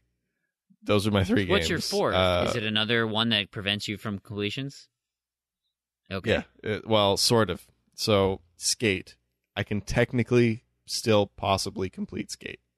It'll be extremely difficult and time consuming, but I suspect with a lot of profile duplicating, save duplicating, etc., and backing up and things, I can probably still complete Skate. I'm not entirely sure. It could go either way.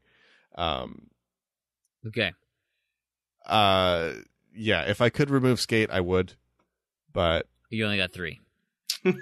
those are those three are the 3 games that I would remove, because those are the 3 games That from absolutely prevent you. keeping me from 100% completion of my tag. Yeah. Now there is one other game in my tag that I'm sure I will never complete, just because it's so hard, but technically I could complete it. Gotcha. Okay. Or, I could find a good friend that could do it for me or something. I'm considering this one game, even though technically 2. I'm going to mash them together because they're both stupid. I don't know why I bought them. Angry Birds and Angry Birds Star Wars. I'm pissed that I put those on my... Like, I thought, it'll be great. I really like playing these on my phone, so I'll just earn achievements for them on my console. There's no way in hell I'm sitting down at my console and playing a stupid phone game like this. Like, this is so... Wait, Angry Birds Star Wars was on console? Yeah. It's just dumb. Like, when did that happen? It's out there. So I don't want those on there anymore. That sucks. I'm gonna say Karaoke Revolution, American Idol. I bought that for my wife, thinking, it'll be fun. We could play games together. She likes to sing, and I can earn achievements. It'll be great. Did it once, earned like 2 or 3 achievements, and I hate singing things. I can't do it, and she hates video games. So I don't want that.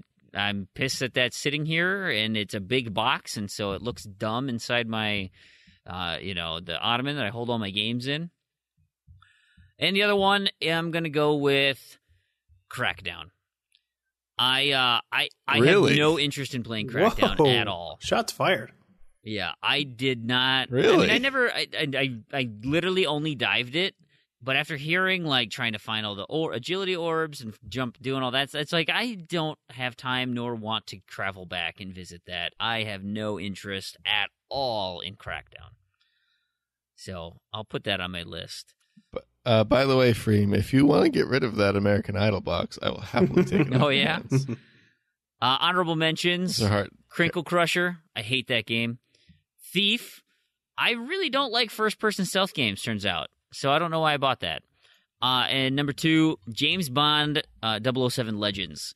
That one's probably not as bad, but I got it for free through the Gamers Club thing, or Best Buy at Gamer, right? Where, like, you got a coupon, and it was like a $20 off, and then I just saved it for the month, and at the end of the month, they ran a sale for the game, which was $19.99. So I was like, I'll buy this for $19.99. Oh, and I have a $20 off coupon, and he rang it up for 000. And I'm like, thank you. And I walked right out of there with a free game. It was fantastic. And then I immediately regretted it when I played it. I'm like, this isn't fun. I don't want to play this game. So I got to save my 7 anyway, so screw you guys. Proulx, what do you got? What comes into my head first is, Risen, the game Risen, which is a terrible early RPG on the 360. I probably bought it at the time thinking, ooh, a new awesome action RPG, and I can just play it, and it's awful. And every time I try to... And I get it on random to-do list all the time, and it's one that I just ignore. I just ignore it. I should just remove it, but I don't want to curate, so I just ignore it. And actually, the next one on my list is the same sort of situation. Dead Rising, another game that I got very early on. I know, I just don't get it, man. I just don't get it. I don't get the love. You just got to give it some time. You got to give it a little time. Man, I've tried many, many times. And if I... Have you played through the whole game? No, of course not. It's only 6 hours. 6 hours of Dead Rising? Oh, no, I can't imagine doing it. Maybe. Well, see, that's the problem. I will someday. I'm sure I'm less upset about Dead Rising than I'm about Risen, but it's just a game that frustrates me that it's caused me more annoyance that it's on my tag than not. And I've never really had any good experience with it. Then I'm like, oh yeah, I want to play some Dead Rising. So you got Dead Rising early on. Yes. Then. Yes. How was that not like the most amazing thing you had ever seen and played at the time? Because seriously, like even if you were frustrated with the controls and the time and stuff, even just seeing a game that looked that good, that was that big with that much stuff to do, it blew my mind. It was the time. Out. I don't like being. I mean, I get it that it's part of like the design of the game, but if you're somebody that doesn't like time-based, missions or games or anything like that, I'm trying to find the exact first day that I got my first achievement. So did you like Majora's Mask? I don't love Majora's Mask. I would put it pretty low on my list. Okay, that's fair. That's fair because I love, but Majora's Mask was probably my favorite. Oh yeah, I get annoyed by Majora's Mask. I don't know. It's really tough between Majora's Mask and Link to the Past. I would not put either of them in my top 3 or maybe even 5. Oh, I played Link to the Past so many times. The first time I played Dead Rising was in November of 2007. So I guess it was about a year after it came out. Okay, so that's about the same time as I played it then, I think. Well, maybe I played it a little earlier, but still early enough that it was very impressive for the time. Yeah, nope. So that would be a game that if I never played Dead Rising, I think I'd be okay with it. I think I would be okay moderating debates about it, but I wouldn't need to actually ever play the game. And then the last one is just kind of where I am right now in my gaming. I have been grinding out the 100,000 lines in Tetris Blitz on the Windows Phone for seemingly forever, but I'm sure. Now, did I not warn you about this? You did warn me about it. And I even said, I love Tetris. Don't worry about it, man. I know, because I also love Tetris, and I looked at this, and I kind of ran the numbers, and I was like, no, I don't love Tetris that much. It is... Because it's not real Tetris either. It's just like grinding lines. It's not like you're actually playing. Well, and it's not even, I mean... And Tetris Blitz gets old very quickly. Yes, it does. The game, like it has much less lasting appeal than real Tetris. Because it's not play for as long as you can. It's play for 2 minutes for as many power-ups you can afford. So it's microtransaction focused, which definitely changes the focus of the game. It really forces you to play differentently than classic Tetris. So, and I just crossed the 80,000 line, like I think Oh wow! So you're getting there then. But it's man, it sounds like a lot of work. It's a lot. I'm really, really like having to force my nose to the grindstone to get this done. So I'm hoping that reminds me of like when I was doing Angry Birds Windows Phone, the first Angry Birds, where you have to break 250,000 blocks. Ugh. I think it was 35 hours of throwing the bomb bird over and over again on this one level. You just like throw it, blow it up, and reset the level for 35 hours. Whew. Okay, so I'll avoid that one too. That is terrible game. Oh, speaking of that terrible nonsense, I decided to move forward in Age of Empires Castle Siege. I'm no longer going to try to grind everything out. I'm climbing. I'm going up the ages. I need to spend money. I'm not going to wait in like Age 4 or whatever. I'm not looking forward to when those battles actually get hard. Like, that's not going to be fun to... can you, like, just erase your data and start over? Or does it not work like that? I have no idea. I would assume you can. Usually you can. I feel like you games, could. But I have no idea. If it has to be 2,000 on an account, or I bet it says in the solution somewhere. But I will say, I didn't think of it at the time, but I just started Castle Siege like 2 or 3 weeks ago, and I kind of already regret it. Yeah. Like, I wish I did. I only did because I have an Android. I use an Android phone, so. Yep. But, oh man, I'm just it's not in me to just attack people all the time. Like, no, I don't like doing it. I like just playing. I mean, I did the same thing in like StarCraft or whatever. It's like, let me just build my base. Yep, that's exactly me. Can I just build? Yep. Like, just get off my like get out of my house. Get out of my business. Oh, yep. You know what? We should wrap up the show. We've already gone long. I haven't talked to you in ages, Randy. So we had a lot to discuss. A lot of things going on. We had a pretty good show tonight. Blowout episode. I've already told Discord about our debate, so I can't wait to hear what our community says in terms of the Toys to Life discussion. We haven't done Knobs and Discos for ages, and it's all bad news. Randy, was there anything you wanted to touch on? I know we got a story in TA where they delisted a bunch of games.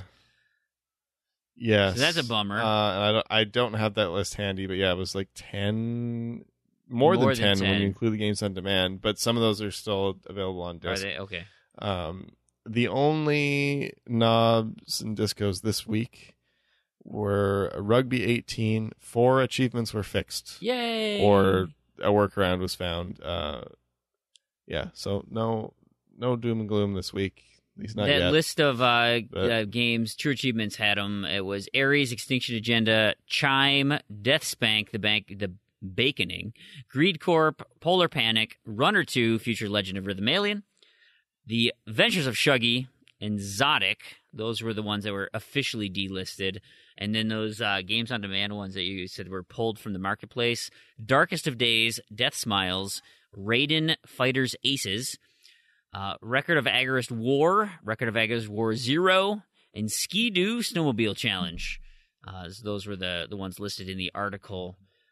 So thanks to Bullet Lukey and on that one and what Rebecca Smith wrote the article there. So thank you for that. And that's what TA is reporting for those delistings. So that's a bummer. But I think that's it. I think that's it for this part of the show. We got a couple of bits here. Contests. We finally, I finally get to pay out people for contests. Randy, what can you tell me what the hell happened?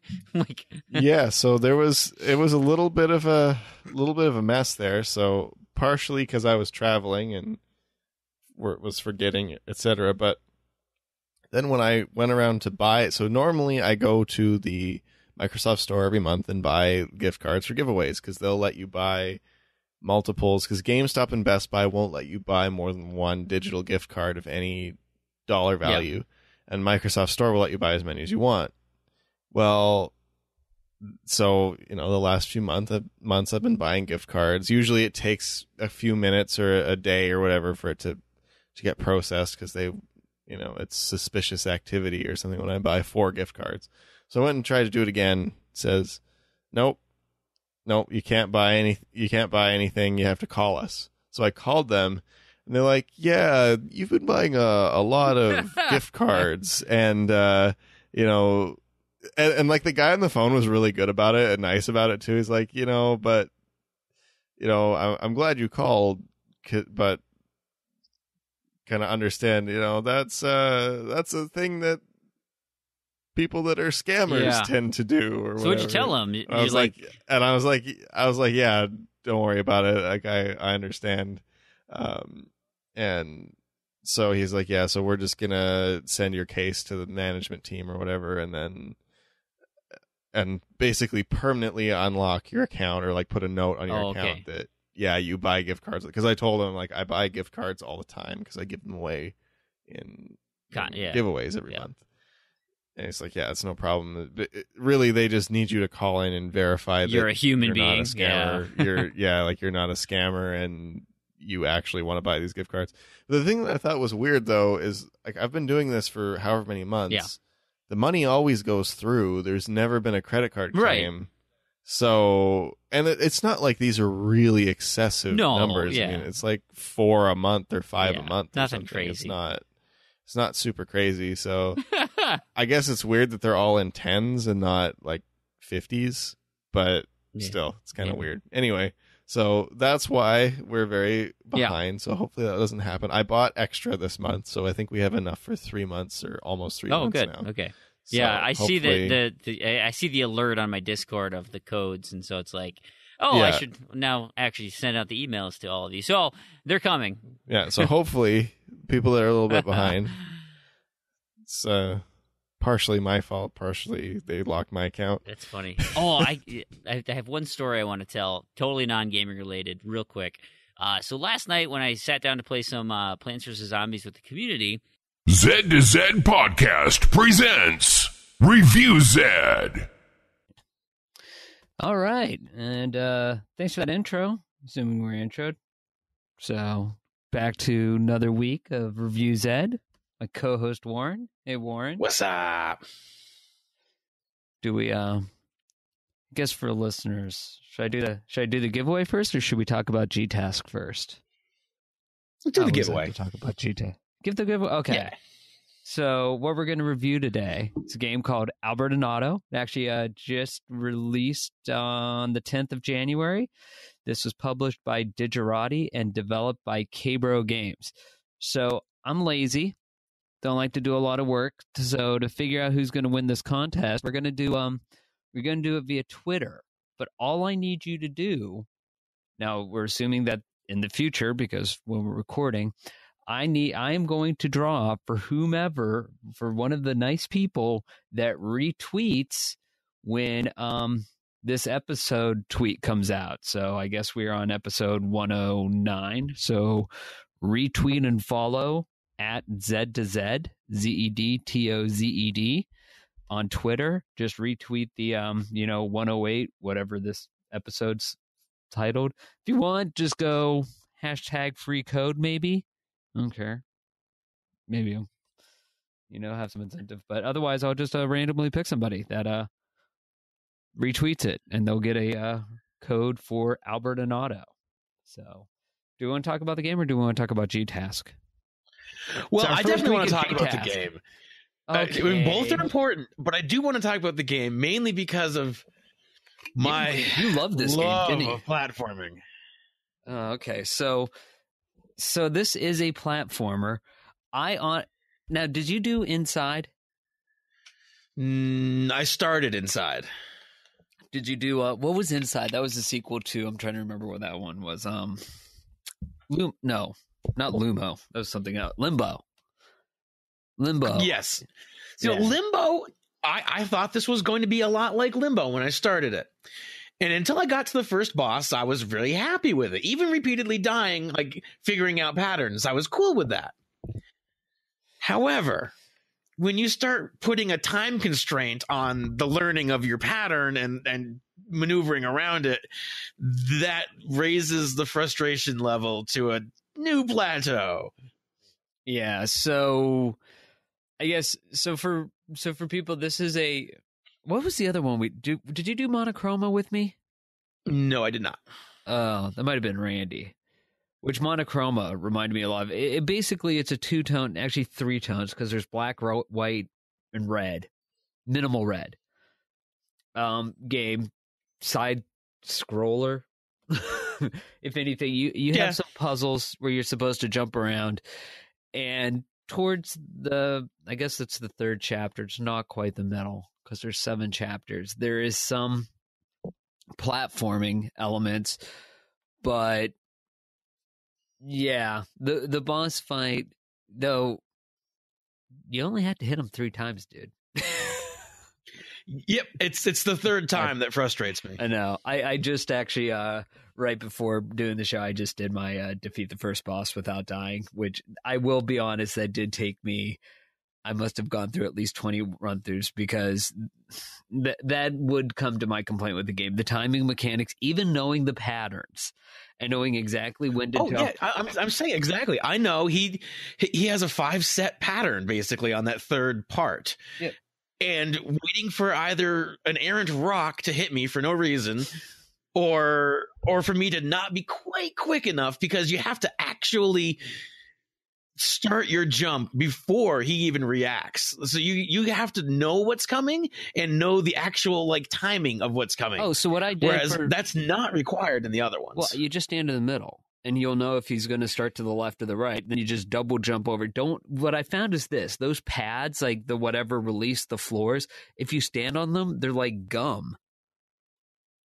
No, I stand on the far the ledge, like ready to make a jump. Oh yeah, no. So for the third sequence, what I did was I would stand in the middle, and then he'll either shoot to the left or right. So if he starts to the left, then I'm already in the middle. So I just double jump over to the far, left hand side if he was starting on the right. So I'm on the other side of the platform trigger, and then just as the laser gets to the edge, then I just do a double jump up, and he wouldn't hit me. But laser is not the big issue. The rocks. It's getting the rocks to drop. Yeah, the rocks. Occasionally, granted, this won't make much sense until you get to this point in the level, but yeah. And then there's an achievement to do it without dying. But here's the frustrating part. If you die, you don't just have to do the boss without dying. You got to restart the chapter. So that means you have to go through the 2 other sequences to get to the boss, then get through the first 2 sequences of the boss, because you're probably going to be dying on the 3rd sequence. And yeah, after I will say, after I did get that done, almost got hit by the rock afterwards. I'm like, oh, got it. And then, the achievement popped. I'm like, okay, done. Now I just got to do that going down the stream. Oh, see, you didn't even do see, that's the thing. Oh, no, I'm done with this game. I have played as much of this as I can stomach. So the completion time estimate is 1 to 2 hours. Unless you're warned. I disagree. Unless you're warned forever. I've put 2.5 hours in, according to TA's tracking, and I haven't beat the first boss. So, depending on your platforming skill and or frustration levels, this may take you significantly longer. Yeah, I don't think I've actually put in 6 hours. It says I've put 6. I bet there's a bunch of pause time in there, but I'll probably be on the I'll probably be closer to 3 hours, because I still have to do that second boss and downstream. And I will say that final stream level, realizing you're going to have to do it without dying, I could see where you've put this game down. I figure that 1.6 ratio is probably fair. So it's not. I think the ratio is mainly because there's so few people that have played this. I mean, it's got 312 tracked gamers. So the fact is, the people that played this are probably the people that are already into this kind of genre. Yeah. So I should not have started this game. Now, I will say, so where things like Inside and Limbo was this much more subtle, I guess this one had some subtlety to it. I did, because when you're playing it, you're Albert, and I guess you pick up Otto, which is a stuffed animal, and you're getting these postcards or letters from your sister who was taken away. And I don't know. It's very bizarre, and I think that's where I went to you and I go, like, is this about World War II? It really makes me think it's about World War II, and I think you had to do some research, and you're like, yeah, it's supposed to be like a post or pre-World War II.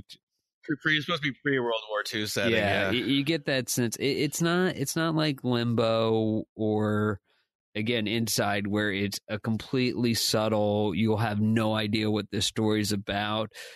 But it's definitely there's parts of it you are scratching your head going, huh? I guess this is about this, but I'm still not certain what's happened to people, because there's no real words or dialogue. It's just some pictures and the shards that make another picture at the end. So what, there's 4, 8, 12 collectible, 12 and 26. So 38 collectibles. None of them are hard to find. I would be very hard pressed if you even miss one. I think you would literally know that you missed one. You're going, yep, there's a shard I'm not picking up, as you run past it. It's that obvious. Yeah, and especially those notes, because it's one of the few places you'll see red. Yeah, exactly. It's like, there's a mailbox, and it's red, meaning you haven't got the card yet. Exactly. So I would give the collectibles weren't hard. It was supposed to add to the story. Again, there's not much of a story, I guess. And the controls for a platformer are okay. But yeah, to your point, for some of the timing sequence, it's a little off. There could have been, I don't know. I'm on the fence in the sense that because there wasn't a ton of platforming, again, like having gone through and the first boss is annoying. Yeah, going down the stream and not dying is going to be frustrating. But otherwise, the game's really, really fast. It's in... I don't know. Otherwise, I enjoy the game. If they didn't put those sequences in, I would have had a lot better time with this. I was having fun with it up until that boss fight. So I don't know if it's a fallacy of me for just not enjoying or being good at this kind of game, or if some of the fault lays on these guys for not putting together enough of a compelling story and needing to like artificially lengthen the game with an overly difficult platforming sequence compared to like the rest of the game. I don't know. Well, and it says this is episode 1, so it makes it sound like there might be potentially another episode. Like this is not done. I'm pretty sure that's what I was reading when I was doing the research on it earlier. Yeah, that there's actually quite a bit more to the story. From the ending, it definitely sensed, without doing any spoilers, that it could be followed on. Kind of like, what was that? Oh, Final Station we did a while ago, and that finally had a second DLC hit. So it definitely could potentially go on. But again, without much dialogue or story, I'm kind of in this... For a $12 start, you're going kind of quick. And again, platform is your thing. Again, it's not... I don't want to say it's not bad, because it's not that great of a platformer. It wasn't overly challenging. It was really short for the price. It seems to be. I would agree. So, I don't know. It's well, one lucky listener will get a code for it. For others, if platformers are your thing, if you really liked Monochroma and Inside, give it a shot. But I'm warning you, for $12, you might be, going, hey. I would say, I can't recommend this. Between the frustration I had playing it and apparent speed of this compared to the price of this, only play this if it's really up your alley. I mean, and I'm crying inside saying this, because I really enjoyed the game up until those bosses. They really just need to either tighten their controls up, they need to loosen the timings, or they need to there needs to be a little more work done to make this something that I think more people would actually enjoy. Otherwise, it's going to be very niche. Yeah. So, okay. Well, with that, do you want to leave a minute for G-Task? Any highlights for you? Sure, I can say a few words. Well, brand new setup this year, give or take. We haven't ever run a single and a duo at the same time. Other than that, it's kind of like a harkening back to year one, 1-2 punch, which is that should be pretty interesting. We this is the biggest individual side we've ever had. 2,102 players. Wow. I'm just hoping I survive week 1. Yes. I think you'll survive week 1. Looks like the elimination line is pretty low. Yeah. So, and wow, I've put up 1,500 this week. Amazing. So cool. So hopefully next week we're in it together as a team still and individually, and I really want to burn our bonus. Can I use our bonus? Can I click the button? Only if you let me know so I can unclick it. You do that. Did I say that? No, you don't know that I can do that. All right. Well, should we kick it back over the rest of the show? All right. Yeah. All right. Don't forget to retweet, guys. Retweet the episode 109, whatever, and get a chance to win the Albert and Otto code. All right. Thanks. Peace. Peace. And now I will admit, I told my wife that, and she goes, "Thank God it wasn't poop." Like that would have been. You probably would have figured out if it was I poop feel before like you I put it would in have your smelled, mouth. like, because I did smell it, and I'm like, "This is salty," but it, yeah. Oh man. But if it was anyway, so that's what I'll leave you with. Thank you guys so much for listening. Thanks for recording with me, Randy, Proulx, you guys. It's been great. It's so much fun to get back on the mic here.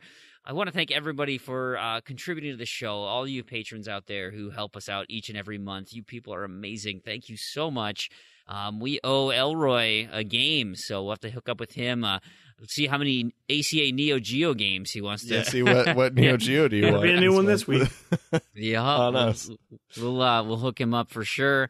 And if you're interested in getting in that, each month we are giving away a game. So get onto patreon.com/Z2Z, all one word, and you can either donate a little, donate a lot, whatever you feel is the show's worth. Thank you so much. And if you can't donate financially to the show, that's cool too, man. It's a big ask. I totally get that. But spreading the word, giving us a review on iTunes, letting us know your feedback, letting friends know about the show. That's super helpful as well. Of course, we mentioned at the beginning of the show, our website is z2z.com. That's where you can pull the show, get streams of it, whatnot. In theory, we put show notes there, but we're pretty terrible about that. But we do have a Twitter handle that we talk to relatively frequently, although our personal Twitters are probably better. You'll get those at the end. But the show is at Z2ZZED, our email contact@z2z.com. And I have to say, man, Discord is the place to be. Discord.io/Z2Z. That is where the community hangs out. We chat all the time.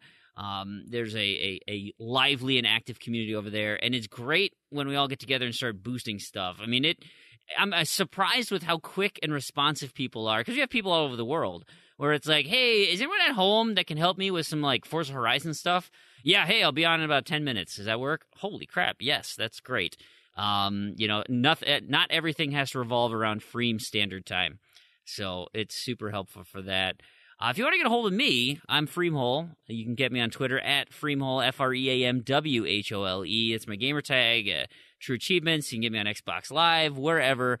Would love to hang out and game as long as it's in my gaming window. But other than that, thank you so much for listening. Proulx, where can people track you down?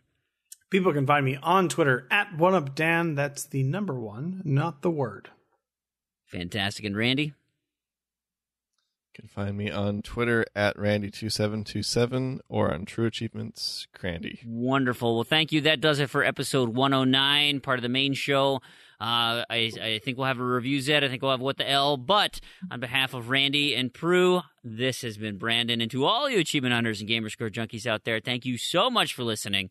And we'll catch you on the next episode. But please stick around for our final three segments, Review Zed, What the L, and the contest roundup featuring myself. It'll be great. See you guys. Have a good one.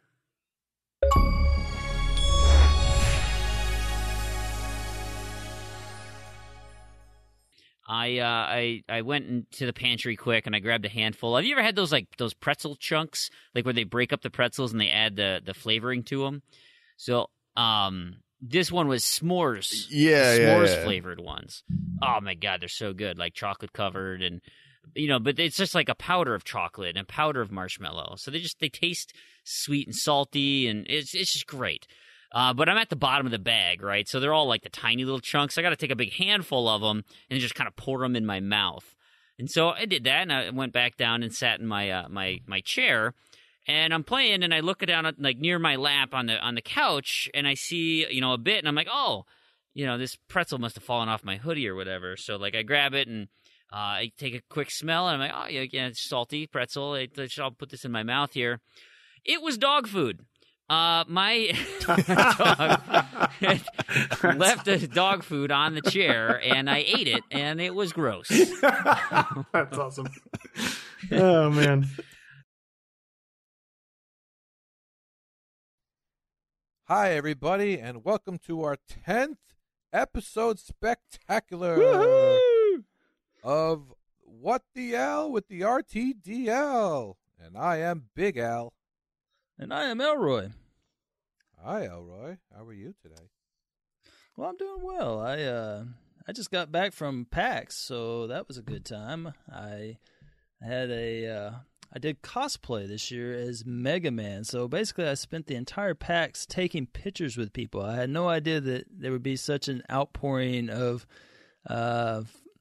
just, I don't know what you call it, people wanting to take a picture with Mega Man. So, yeah, that was pretty cool. I enjoyed that the most this year. I mean, all the other stuff was great. The panels, the panels were great. The music, the Bit Brigade, everything was awesome.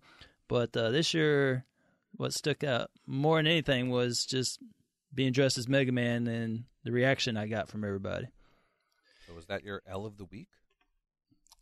No, actually.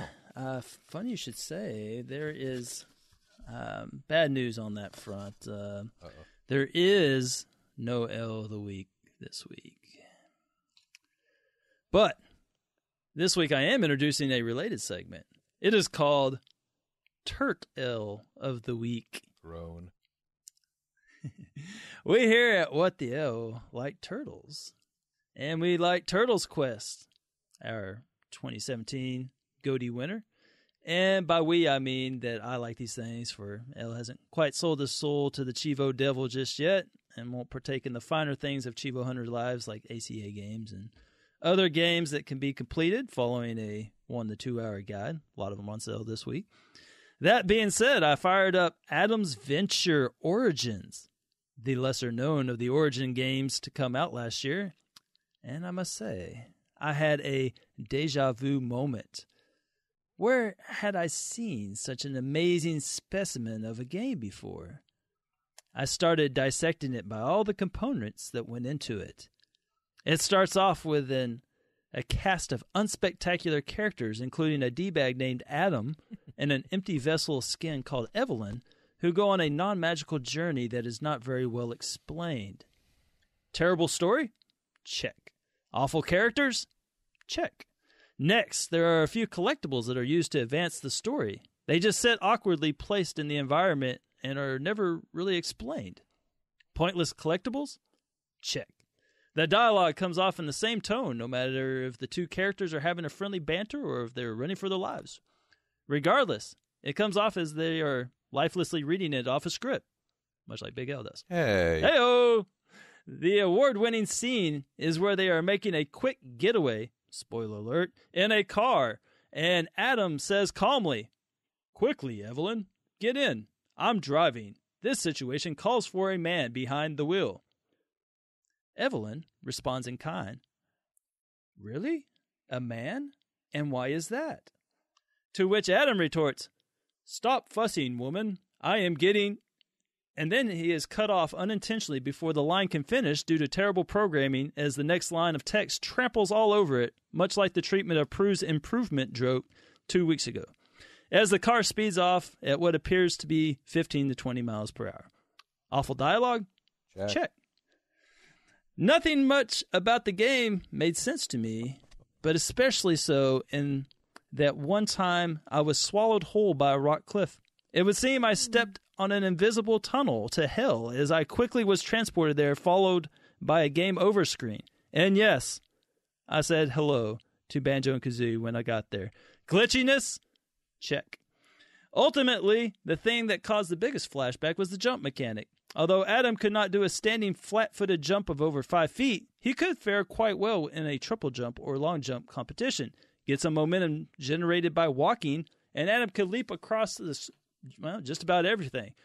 The one exception to this is that Adam could do a standing leap when exiting a pause. One hits pause by pushing start, which then leaves said button rendered useless, and then one is left with only one of 2 different button choices to exit said menu.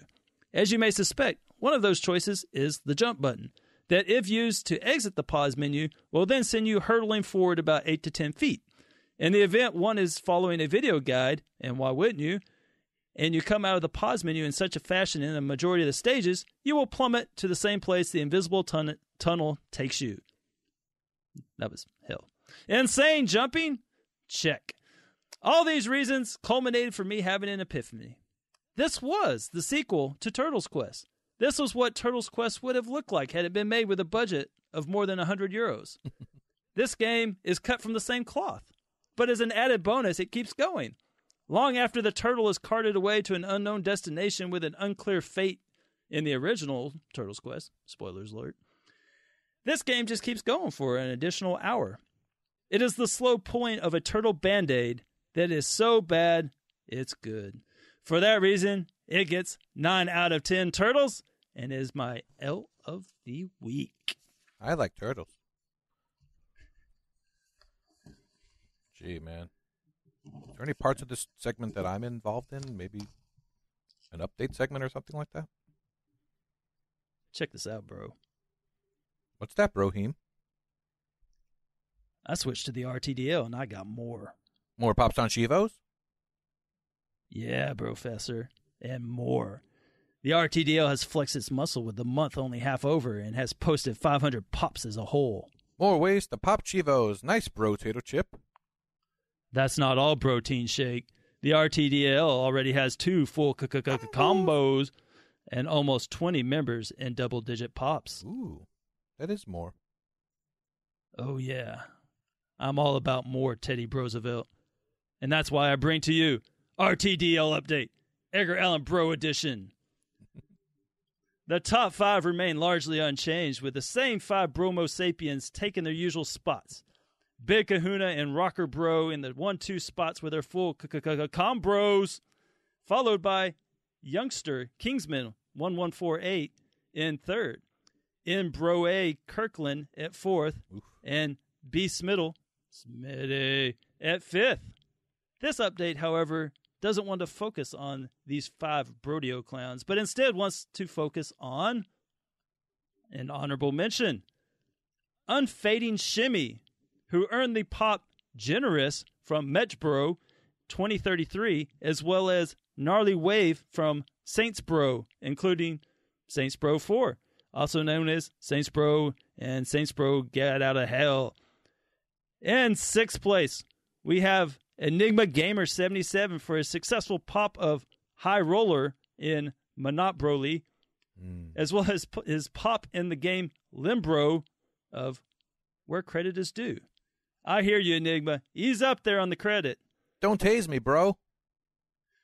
In 5th place, we have learned anything. If we have learned anything from Telltale's game, Tales of the Broderlands, girls can be bros too. So true, bro. Thanks, bro.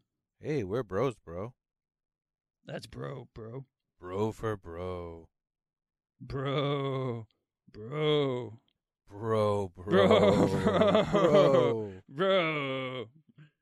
So true is this regular Angelina Broly, no other than Matriarch herself with her pop of Technician from Brobo Blitz. Hey, she's my bro. Bro. At 4, or as our Spanish-speaking friends say, Quat Bro, sits Brosen Last, who is chosen second to last on this list with his bargain achievement he unlocked in the game Near Bro. Brosen Last may be bargaining, but I tell you who isn't. Brosama Bin Laden. We do not negotiate with terrorists. Number 3, cracking the top 3 for the first time is Broban. Or, since I don't have any idea who this guy is, I should probably say Dobin. Isn't that the little closet elf that looked like Putin? Sounds right. Anyhow, Dobin makes the list with his do or do not achievement in no other than Guacabrole Super Turbo Championship Edition. Hey, Elroy, do you know what they made Guacabrole with? I think they use like Unity, maybe, I don't know, something like that. No. Brovocados. Number 2, Paul Bro 22 unlocks his achievement Fundraiser from the aptly named Assassin's Creed Brotherhood from the further aptly named Assassin's Creed the Etsy Bro collection. If my memory serves me, I believe somebody once had an asinine argument that Etsy Bro was overrated. Who was that guy? Kurt Brobain? No. Barack Obama? No. Brohan the Brobarian? Oh, no. It was Expro Bros. And number 1, even though there were a whole lot of people with pops from games in this series, I've been able to narrow it down to a 3-way tie for first. From Hey Bro 5 Guardians, Saucy Sling Bro has unlocked 3 whole achievements from the game, including I Thought I'd Lost You, Game Master, and Going the Distance. He's going for speed.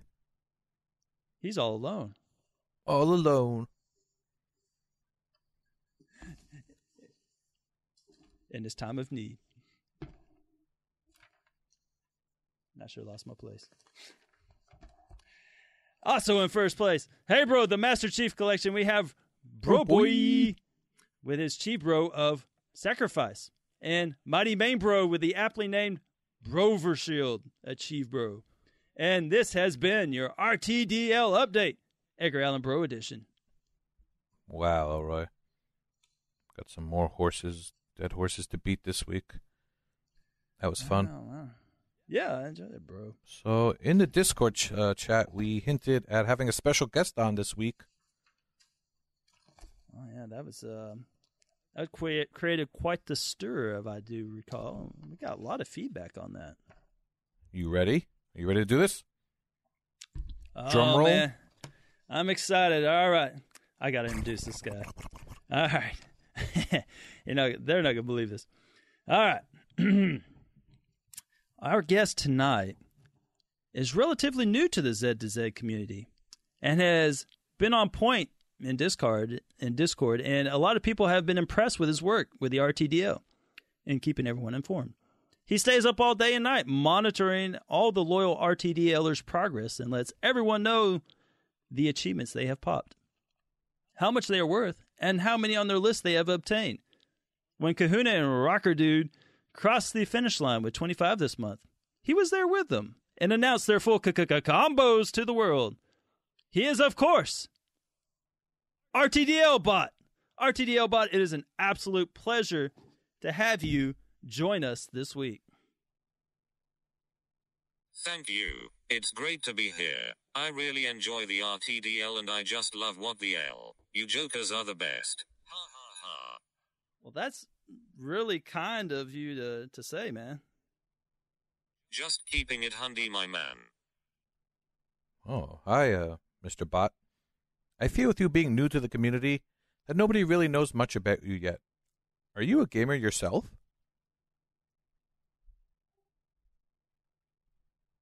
Does a bear poo in the woods? Is the sky blue? Does Rockadude and Kahuna have small pool sizes? I got loads of game. Now, you mentioned Kahuna.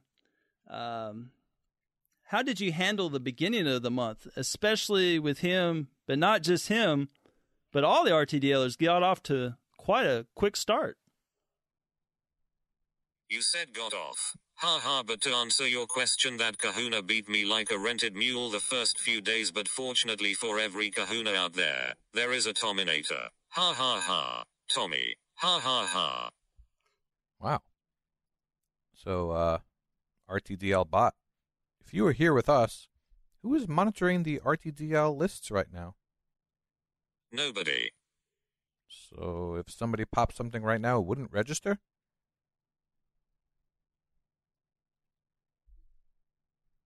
Let's just say I will get to it when I get to it. Alrighty. Earlier this week, I asked the community to submit some questions they might have for you. Do you have some time to answer a select few? Big L, I always got time for you, you sexy temptress. Whoa. Whoa. Well, Our next question comes from Maychark, who asks, so, how are you doing today? Well, my aunt has uterine cancer and is in the hospital for a hysterectomy. I am pretty worried about her and going to visit her this evening. I am afraid that I will start sobbing right at her bedside, which will upset her. Not only that, uterine cancer runs in the family and I am worried that my mother might have it too. oh man, Wow. that was kind of depressing. That's dark. Yeah, I'm sorry about that. Well, NBA Kirkland wanted to know, is it someone I know? Oh yeah, Wanda and I go way back. Way back. Our illustrious host Fream asks, as a prominent figure in the RTDL, what is your most prominent physical feature / deformity? I have a mole that looks like a 9-year-old girl. I call it Peach Fuzz. Well, Matriarch asks, what is the special guest's take on curators? Are they themselves a curator? If I am not mistaken, you already asked your question. Some people, geez, give them an inch and they take a mile. Oh, well, someone other than Fream wanted to know if the segment will stay under 20 minutes this week. No. Our last question comes from my buddy Stu.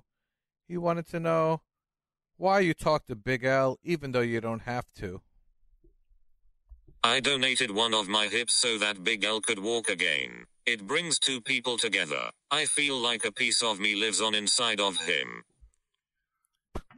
RTDL Bot, we know that you're very busy, so we won't keep you much longer. But we wanted to give you a chance to say something heartfelt to your creator, who birthed you into the Discord for the enjoyment of us all.